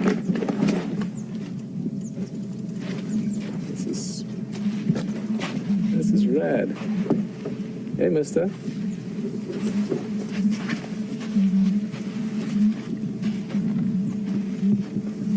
Wow, we've had a whole breeding load of elephants join us without even knowing it. Although we did have a big bull elephant in must standing right in front of us, so we were paying attention that side. Fantastic. Sorry, guys. I just love that. Right, now he's giving us a big head shake because I started the engine, and this just, and I'm not going to follow him, I'm going to give him his space. But guys, it's very important. How you behave around the elephant will play a massive role in how they behave towards you. So, oh wow, look at this. Red, this is amazing. They all appeared here without any of us noticing it. That's stunning.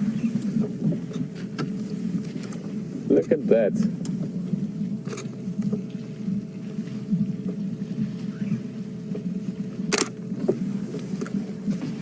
And this would also explain his presence, I guess. He's following maybe one of those females in the herd. Well, I see there is one big bull with him, although he's not in must. Oh, that's awesome.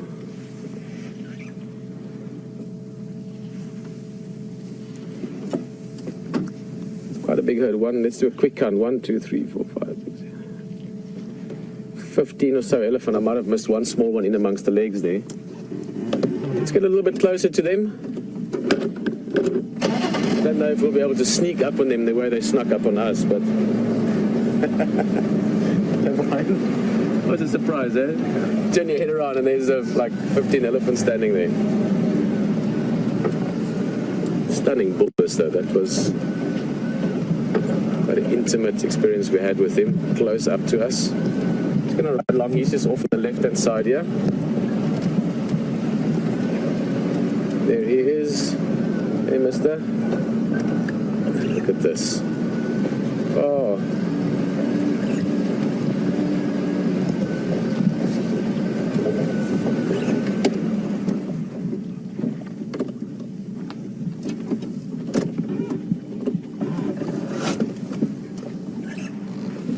Awesome, guys. They've had their drink. Seems they're going to be moving on again. We might stick with them depending on where they go. Hello, Jody. You're just wondering if elephants ever thrown something at me? Yeah, they throw things at us sometimes, or sometimes at, I've even seen them throw things at birds with other elephants. Sometimes, a tuft of grass or sand, water. Doesn't happen often, but I've experienced it over the years. You get to know certain elephants, and if you spend lots of time with them, they sometimes play with you a little bit as well. We're right down here, almost at water level now.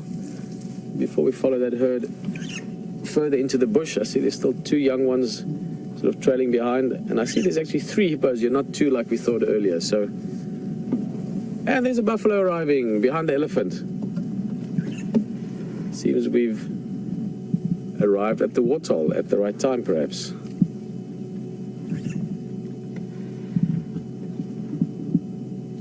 These two should be catching up just now. That looks like two young males. They'll start hanging around at the sort of periphery of the herd more and more. Both of them are at an age where they will start getting sort of subtle cues from the matriarch that it's time to move along. And it's not an immediate thing. They don't move out the next day kind of thing. It's a gradual process where they start following more behind the herd, sort of hanging around the edges of it, getting to know other bulls like the big guy behind us here in Must. So it is a very gentle process. It's not sort of a dramatic getting pushed out of the herd. It's more a gentle change into the bull society, or a gradual change maybe. Whoa, look at that guy. He's going into 4x4 mode up that bank.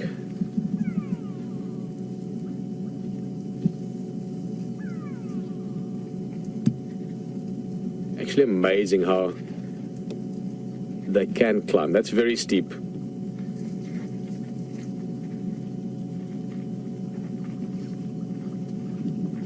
And this one's going to try and follow maybe. No, he's going to take the smoother route. Suddenly he's very low. And you see what happened there? He was quite comfortable when the older bull was with him. I would guess the one to be sort of, that one maybe 12, 13, something like that. The other one maybe 15, 16.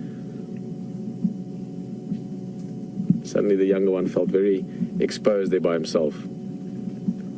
Funny animal sometimes. Great. We are going to try and follow them again just now, but for now, that buffalo bull seems he's on his own. He came down for a drink. Got the hippos just in the front here as well.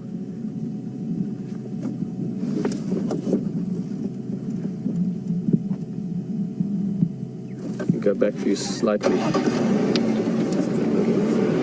We were just about to leave the waterhole, and then that elephant arrived. We stayed for him. Another elephant arrived. Great time with him. I really enjoyed that. Your senses go up a little bit when the elephant's that close. Breeding herd, buffalo, lots of things happening. We're going to take a few more minutes here, just enjoy the view, listen to the sounds.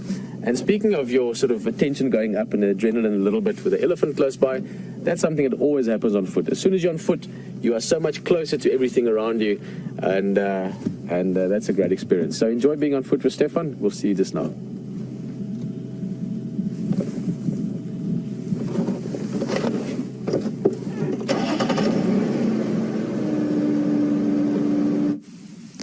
Welcome back to the bushwalk, everybody, to myself, Stefan, and Scott on the camera.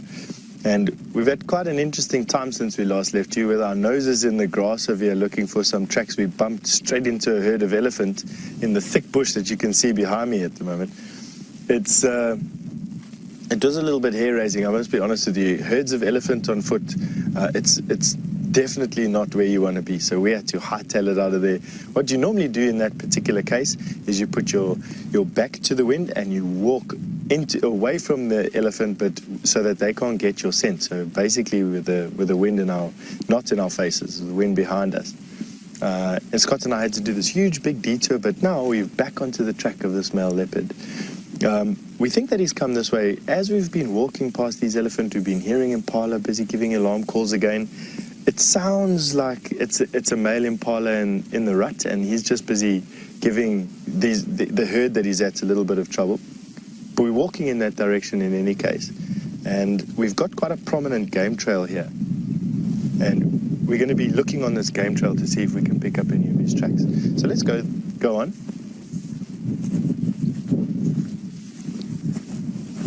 Now, I'm told that there's quite a lot of discussion going on with regards to my armband that I'm wearing. And I suppose it's a good time to give you a little bit of background as to what it's all about. And really, with rhino poaching having picked up over the last couple of years in the Kruger National Park and the surrounding private reserves like Djuma and the Sabi Sand, there's been a marked increase in the security measures and the security systems that are actually in place, in particular the access control and what people are doing in the bush on a daily basis.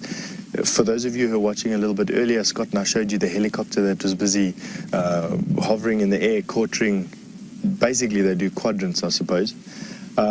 And one of the ways that they use, they've got drones, they've got helicopters, they've even got units similar to myself and Scott that are in the bush, and they're just doing anti-poaching.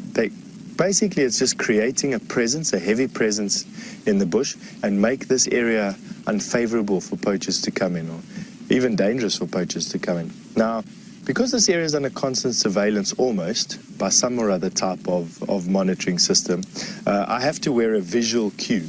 And that visual cue is an armband. It changes from time to time. The colors will change as well.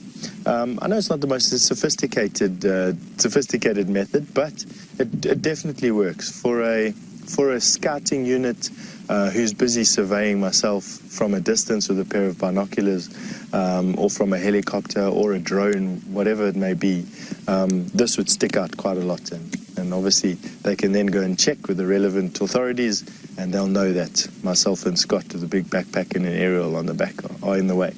So that's basically just a bit of background. It's just a security measure, and for me a precaution and a marker. So now I'm looking on this game path. You can see it winds its way through the bush quite nicely.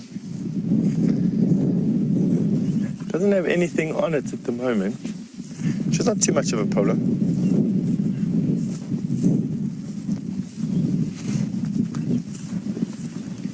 These thickets we're walking through.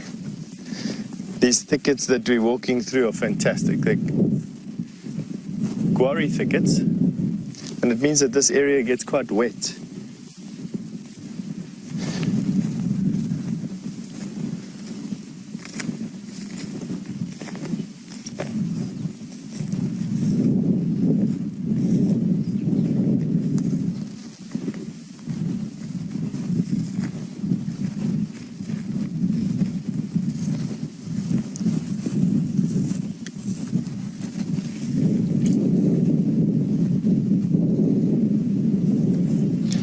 I copied you 1 out of 5. My comms are quite bad.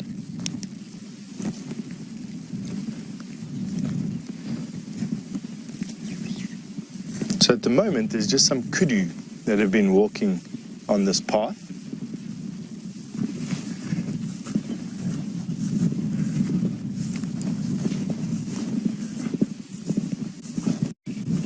Now, these quarry thickets that we're walking in at the moment are typically what you get downslope. And the Sabi Sands has a katina, which is a series of repeating zones, I suppose, eco zones, for lack of a better description, where you go from crest to river or drainage valley, back up to crest again, and you can reasonably expect that there's those impala we're talking about.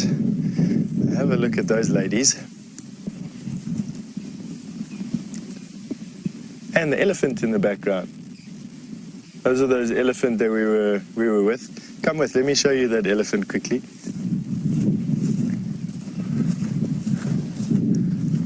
We've got definitely the wind playing in our favor here. And it's quite open, which is nice.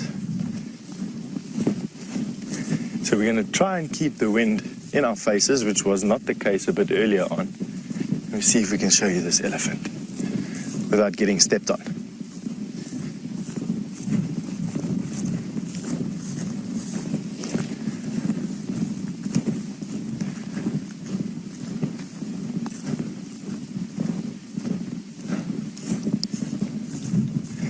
There. Oh, it's going to be difficult to see. See if we can get a bit closer for you.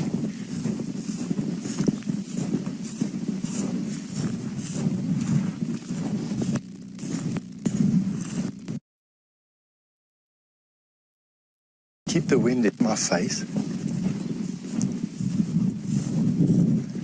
because elephants have got a fantastic sense of smell, and what we don't want to do is make them aware of our presence. So we're going to see if we can just loop ahead of this elephant quickly.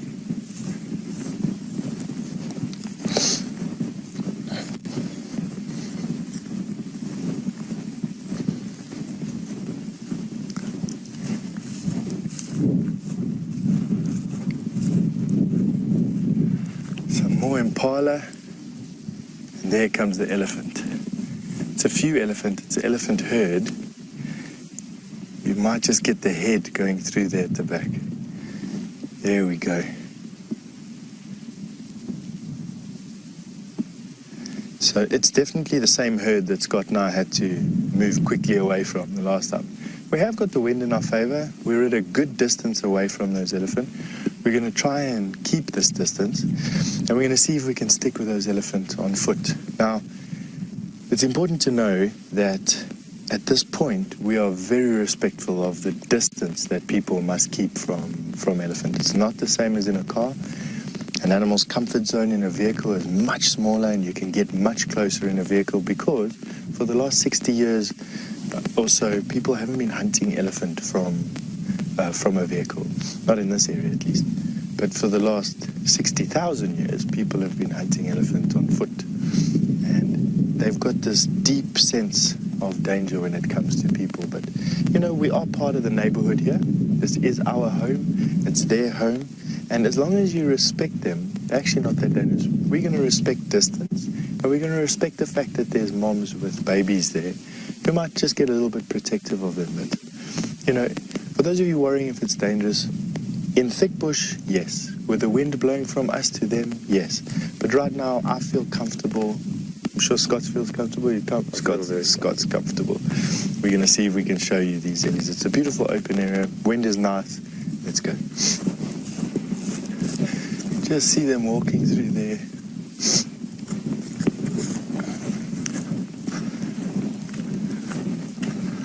It's amazing how fast these animals can actually move through the bush. Now, the trick is to get too fixated on any one thing. We're coming up to a bit of thick bush here, but I'm going to go around.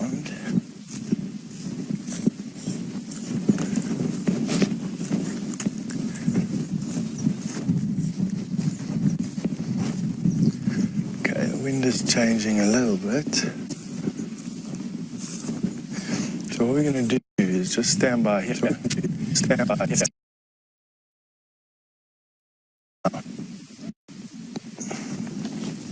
While we're staying here to see what we can see with these elephants, you're welcome to send me input at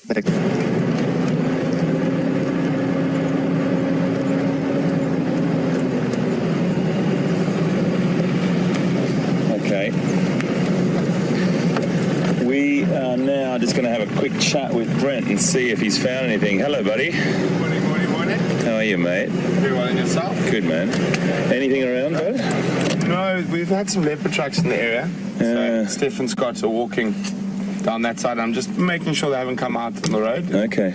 But unfortunately, nothing yet. Yeah, mate. We there was some tracks just down on this junction just here we saw this morning. Okay. And then, but yeah, Okay, have a look now. yeah, you'll probably be able to get more out of it than we could. We sort of skirted right around that block that quarantine was in and couldn't find anything. Andrew was on it as well from Cheetah Plains, but no luck, mate. But And still, unfortunately, the lions just went straight through. did They they? tracked them. They came in the one corner and out the other. That's life, mate, isn't Yep. it? That's what it's about. All right, big man. I'll see you around. Good luck. Okay, Enjoy matey. the rest. We'll see you just now, eh? Thanks, matey. So, folks, it's all about stopping, talking to Brent and talking to all the guys about. And Brent's always looking around for us, always trying to find tracks for us. He's just giving us that intelligence about the lines going through and in and out the other side. Sometimes when we're on air, we're broadcasting live, we have the radio turned down a little bit, so I don't listen to every single thing. You can't keep up with every single little bit of information, so it's great to bump into Brent and then pick up the intelligence about what's happened on there. So lines passed through, they've gone out the other side. That was last night. Brent is going to keep looking. Steph is still looking around, and the signal he's got at the moment is a bit jumpy, so apologies about that for those little crash cuts to us. And Pete sounded like he had an extraordinary elephant experience this morning, which is always a beautiful way to start, finish, or end the day. or in the middle of the day, it doesn't really matter. It's just being around elephant is always a great experience. We've just come up onto this area called Impala Plains, and it's a funny old spot. I've seen there's often you see impala here, and there's one right there.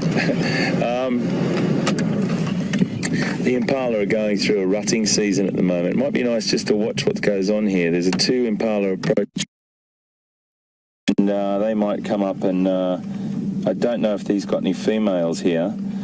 The impala may show a little bit of sort of not aggression, but rutting or territorial behaviour. And he's advertising his presence by standing there, but then he's put his head down and started to feed, so I don't think anything drastic's going to happen. Watch what happens here. There's a little bit of behaviour going on now. See that that licking of the lips. Gauge. I don't know. Guys, welcome back to the vehicle here. We're just having a little warthog joke there. Nice warthog male just ran off there. And we were just wondering if he didn't feel like taking a nap up in the tree. Just to see what might surprise him there. We're just making our way back towards Gari Dam up ahead. Partly because it's getting towards the end of the drive. And I do want to go just look around Treehouse Dam specifically. I know Hayden a bit earlier and a couple of other game drivers have followed up on Q again, but Q has left. Food is finished. Whoa, more elephants! Happy days. Lots of elephants around. Wow. We left the other herd, by the way. I was just going to catch you up on that. We left the other herd because they were moving off into the thick stuff, and we do want to go look around a bit more, but I think for now we're just going to sit here. They've obviously just finished drinking. And they're in a deep, not a deep, but like a little donga here. So I think she just wants to decide whether we're going to bother, which we're not. But you know what? Let me just do this. Sorry, guys. They actually want to move up towards where we are, so I don't want to make them feel uncomfortable with us. So let's just move a little bit so she gets the idea. We can sit here and see them nicely. You're coming. I'm just going to turn the radio off again. Sorry, that's the game drive radio.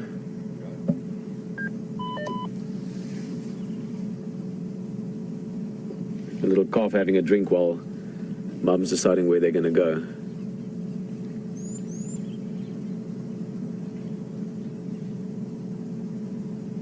Certainly seems the elephants are back in the area.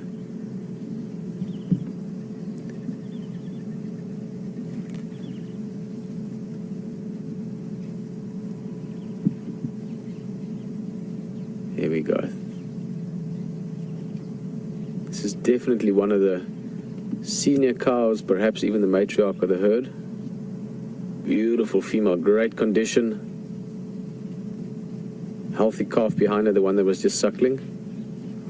See the whole herd in the back there going up the back. Oh, there's a tiny baby. Did you glimpse that? Just a flash of it, but tiny calf, weeks. We will try and see him again. I'm wondering if this is not the same herd we saw, was it 2 days ago? They had that little baby. Estimating around 4 to 6 weeks old, and that could certainly be that again. Although this one looked really small. We're going to stay with this herd and we're going to try and show you the one I spotted. It was very, very quick. I just saw a little flash of it sort of in amongst the legs of the other ones in the back. And we're just going to sit here, get them comfortable with us. Here's another female, quite a big calf in tow behind her.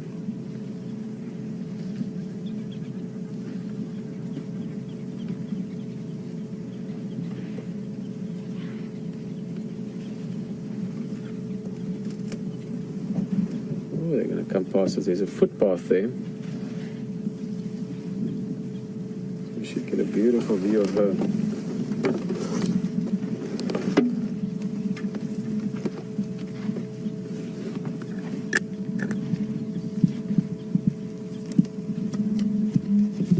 Again, we're just sitting nice and quiet, allowing her to decide what she wants to do. Does she want to walk around? Does she want to walk past us? Oh, listen. Beautiful, all of them talking to each other. You could hear the rumbles all the way from the elephants further away as well. This is quite a big herd. Here's another one.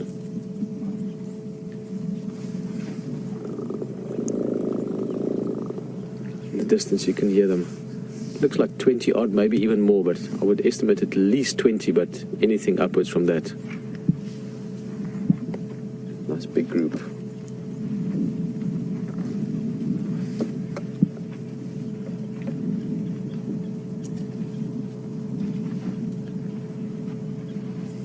One or two coming up in front of us here as well. Difficult to decide where to look now.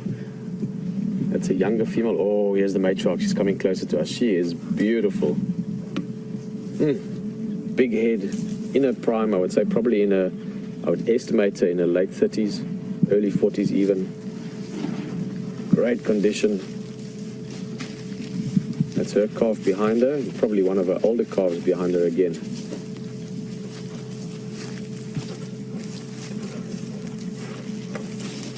Oh, awesome. A bit of dust bathing going on. Look at that. Beautiful. You can see the wind is coming towards us. That dust is actually blowing over us.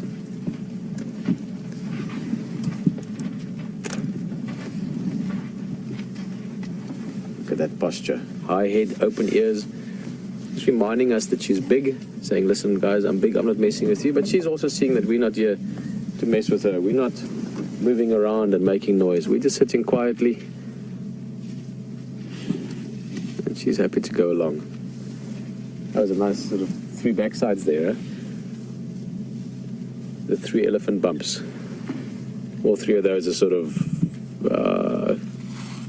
between 1 and 2 years old. 1.5 to 2.5 actually, probably more closer.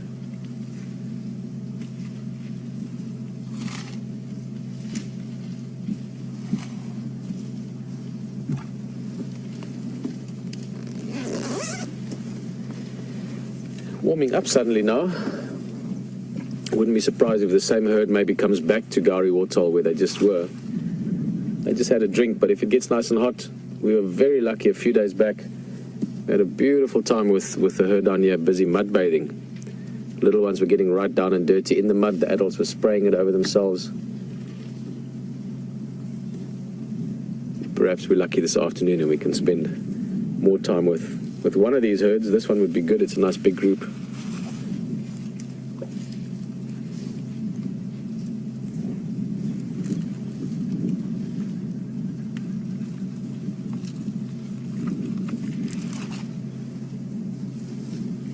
Impala running past as well. Impala ram.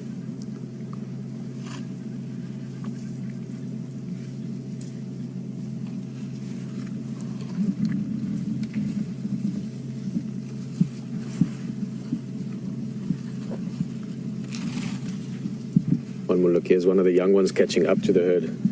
Coming up the road, he might ignore us, but if it's a male, I think it's a male. Might get again, that sort of head shake. There we go. Yeah, a young bull. Sort of a teenager, really. I would guess him around the sort of early teens. 12, 13, 14 maybe. And they can sometimes be very playful, and other times they can be a little bit unsure of themselves. So it depends on the mood at the day, at the time.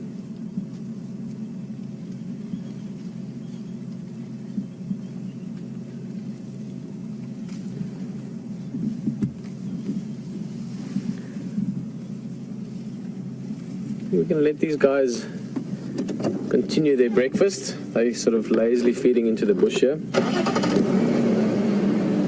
Let's have one last look at some of these youngsters.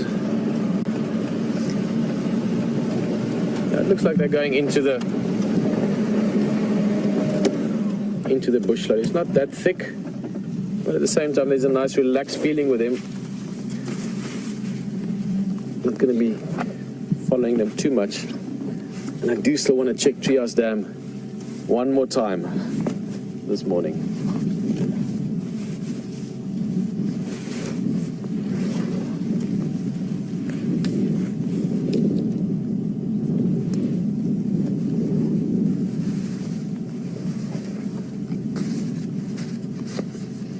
Getting warm quickly now. In the last 5 minutes, it's gone from being nice and comfortable in a jacket to suddenly being warm.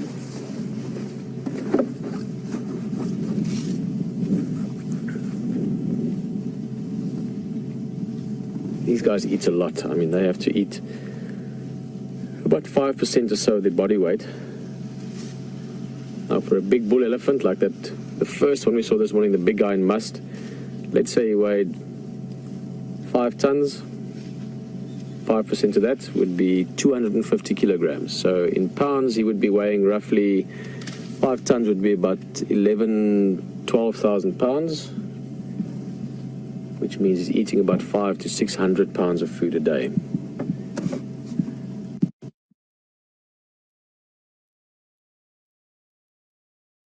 Elephant or a female, depending on the size, the smaller you are, the less you have to eat.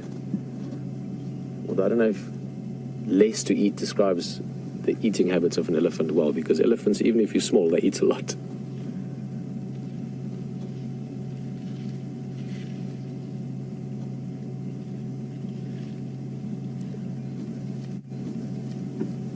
Well, I think we can have a last little look around before the morning drive is over. HT is doing the same, Stefan and them are doing the same. To see if there's anything else to be found this morning. Firstly because it's fun and nice to see him, also to have an idea of what we can look forward to for the afternoon. But definitely elephant herds, I think, are on the cards for the afternoon. It seems they are arriving more and more. The water being the big attraction for them.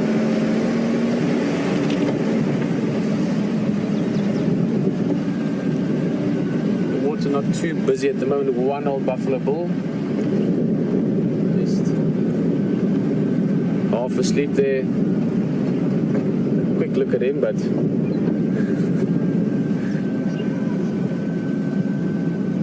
he's almost on his own island. I'm sure there'll be more joining him today. He's just having a lazy nap, ears flicking a few flies, oxpecker cleaning up the little parasites that might be there. But this waterhole, we're going to see some good things happening there. I'm sure this afternoon even. Right guys, well, we've got about 20 minutes left of the morning drive. It is still nice and cool. The temperature is lovely. So very pleasant to be out here. But also it means that there might be still a bit of activity. As we've seen, elephants are quite active. That buffalo is getting a bit lazy now. But we've got enough time to go and check at least one more waterhole and see what we might find on the way. Drive to say goodbye.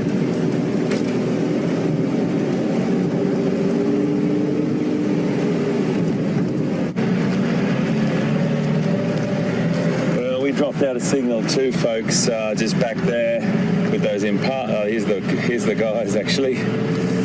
Here's Scotty and Steph.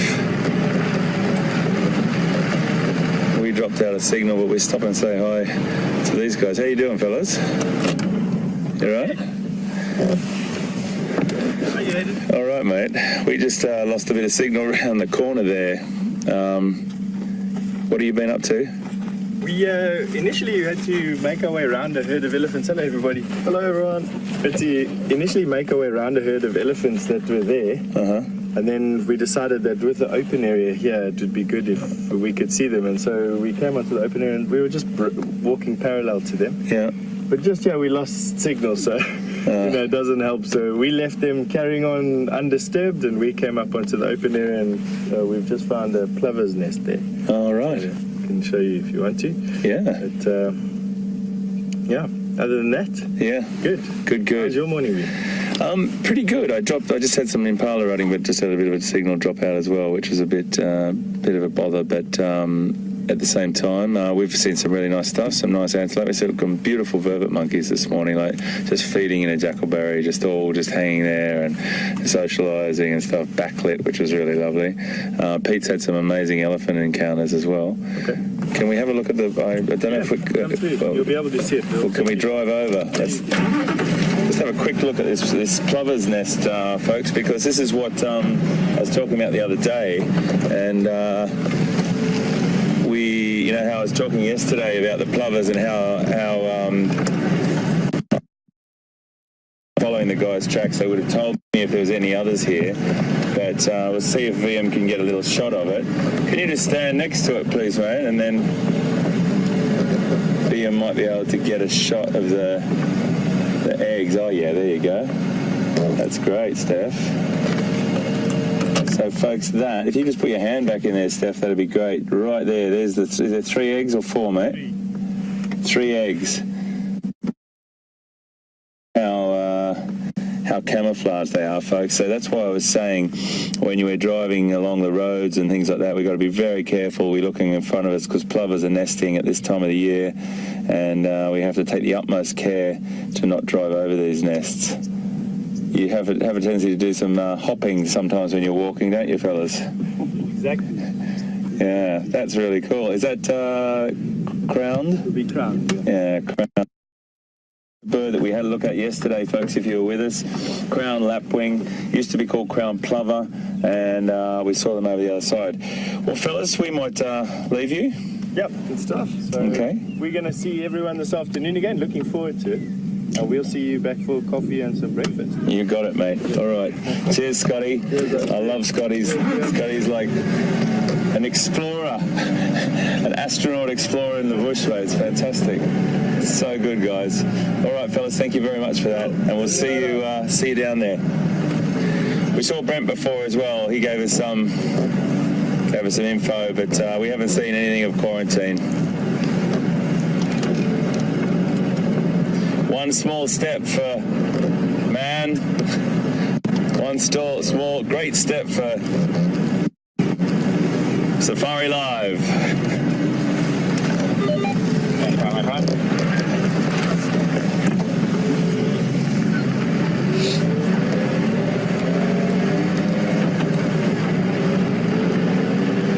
Cheers, guys.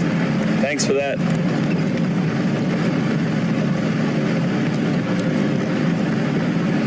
Really great to bump into those guys. It's like incredible trackers. Both Scott and Steph combined. Scotty's really experienced as well, and he's just doing an incredible job with that backpack and aerial and everything. It adds a huge facet, a new facet to our drive. Some lovely Impala just running across the road in front of us there.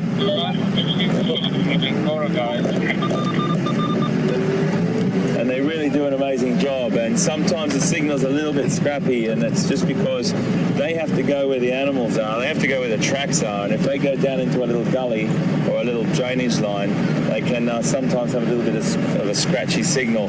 So thanks for bearing with us on that. It's new, it's really, really exciting sort of colour or new sort of shade on the whole thing of Safari Live, and really, really great experience by both of those guys, and Brent included, because he plays a huge part in this as well, as does everyone that works on Safari Live.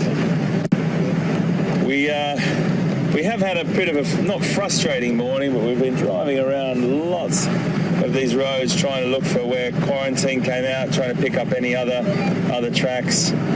And that's just the way it goes some mornings. It's absolutely fine. It's the way of the bush. The script unfolds before your very eyes.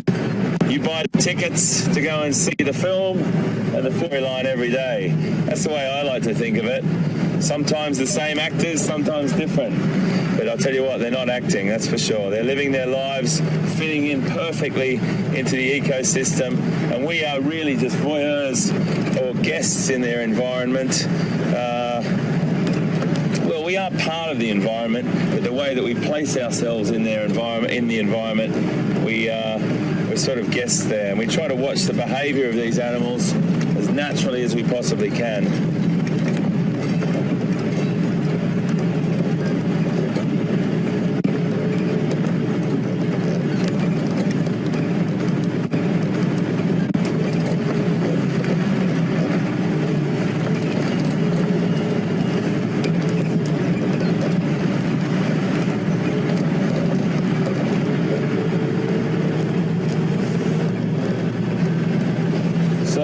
About 13 minutes left. I'm just going to take one road down to the left before I say my farewells, and we'll probably cross back over to Pete at some point, but I just want to have one more look down a road here and see if there's any tracks.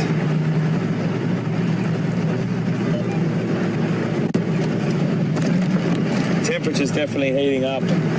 It's still not super hot, but it's hot enough for predators to be in the shade.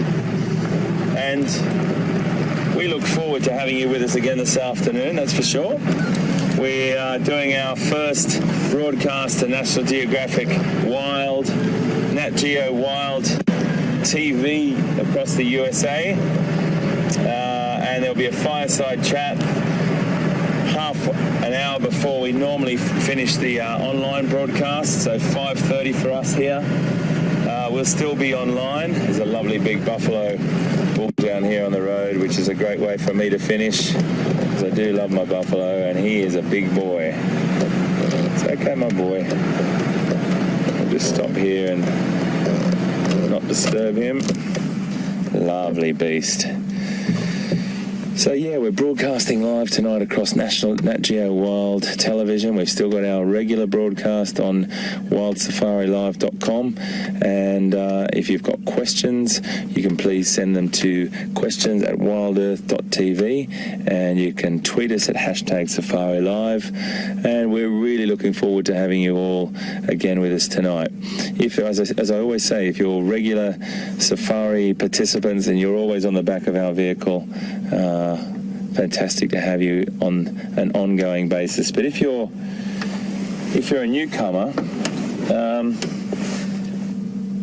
the most dangerous thing in Africa is the Africa bug, because when it bites, it infects you, and you can't get away from it, sadly.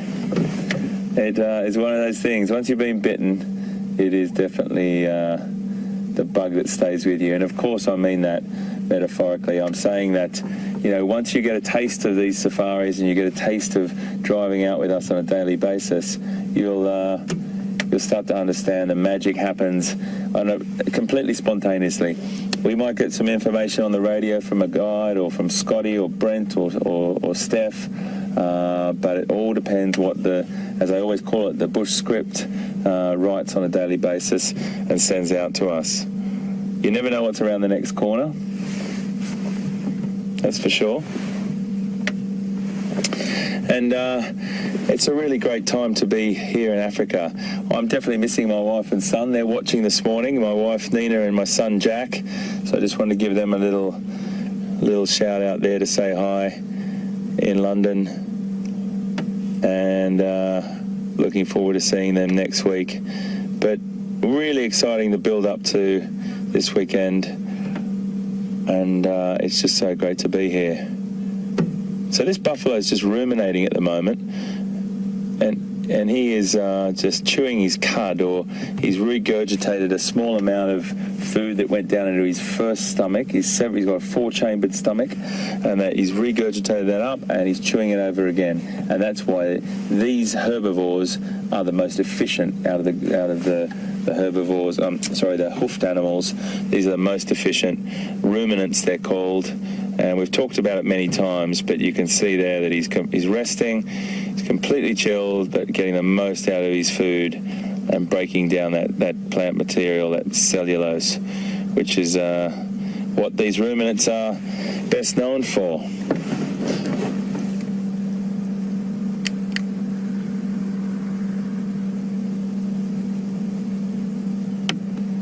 You may see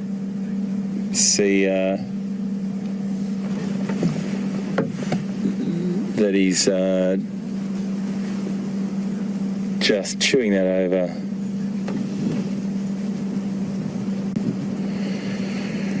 So just a reminder again, folks, about the fireside chats tonight. There's one tonight and there's one tomorrow night as well. Really looking forward to them. We've got some exciting things inside those little fireside chats to talk about and show you. So please stay tuned for the 5:30 time fireside chat, where Pete and Steph and I will be sitting by the fire and taking your questions, talking about the predator abundance here and why that possibly is, the interactions between predators as well, the encounters that they've had together, and then giving also our highlights of today, having a little bit of a chat about them. And we'll do that tonight, and that's sort of the theme for tonight. If you've got any questions that you'd like to ask, you can send them to us at questions@wildearth.tv or tweet at #SafariLive.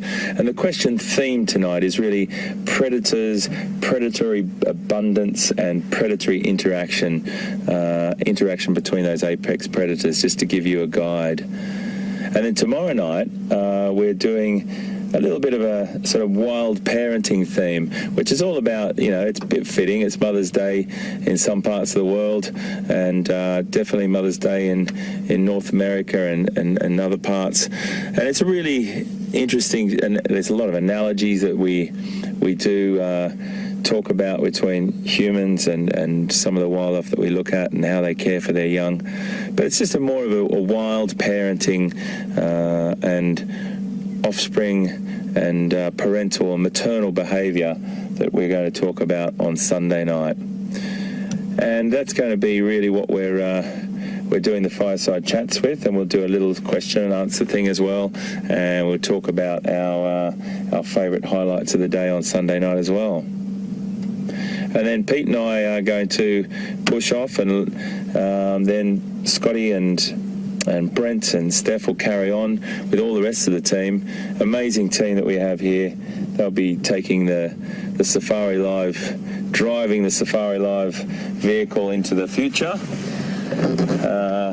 which is a great thing and very, very exciting as well.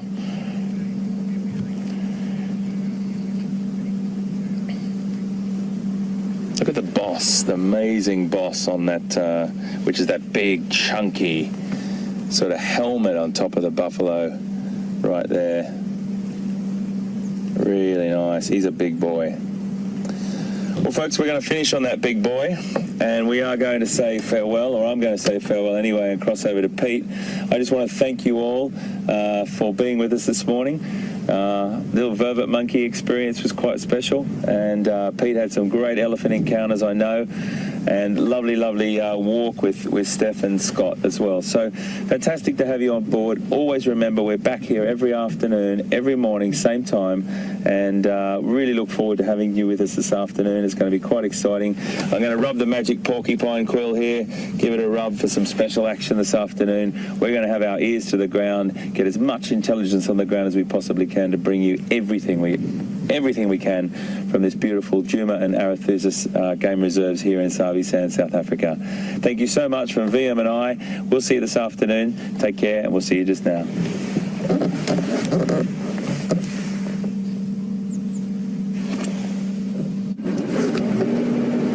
Well, guys, welcome back this side. Couple of minutes left. We just at Treehouse Dam, and I was going to stop you and say goodbye to you, but let me tell you why. We're going to move along shortly. But quite a nice view of a terrapin there.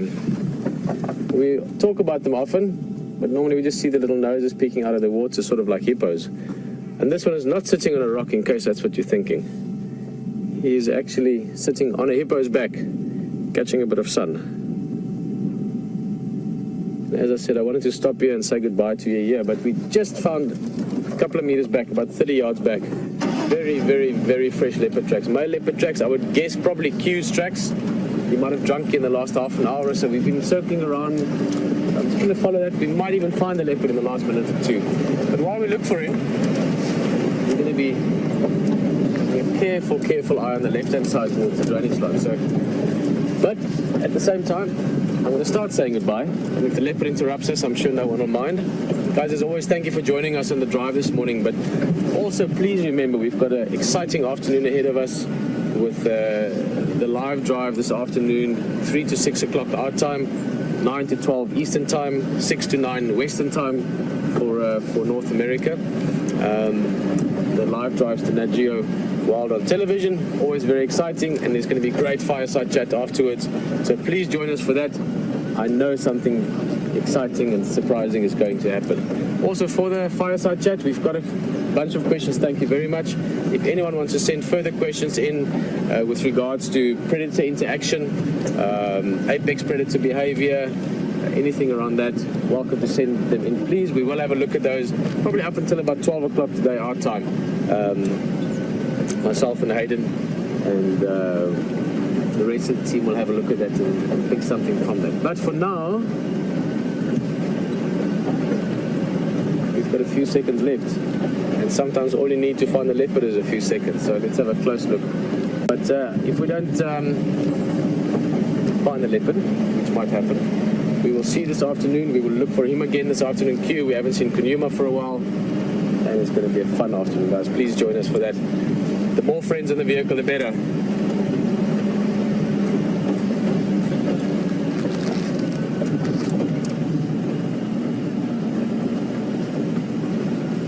This is where we heard the little squirrel calling earlier. But I think for now, just goodbye from myself, Peter Pretorius, Brian and the Thumb. It's been a fun morning. We will see you this afternoon.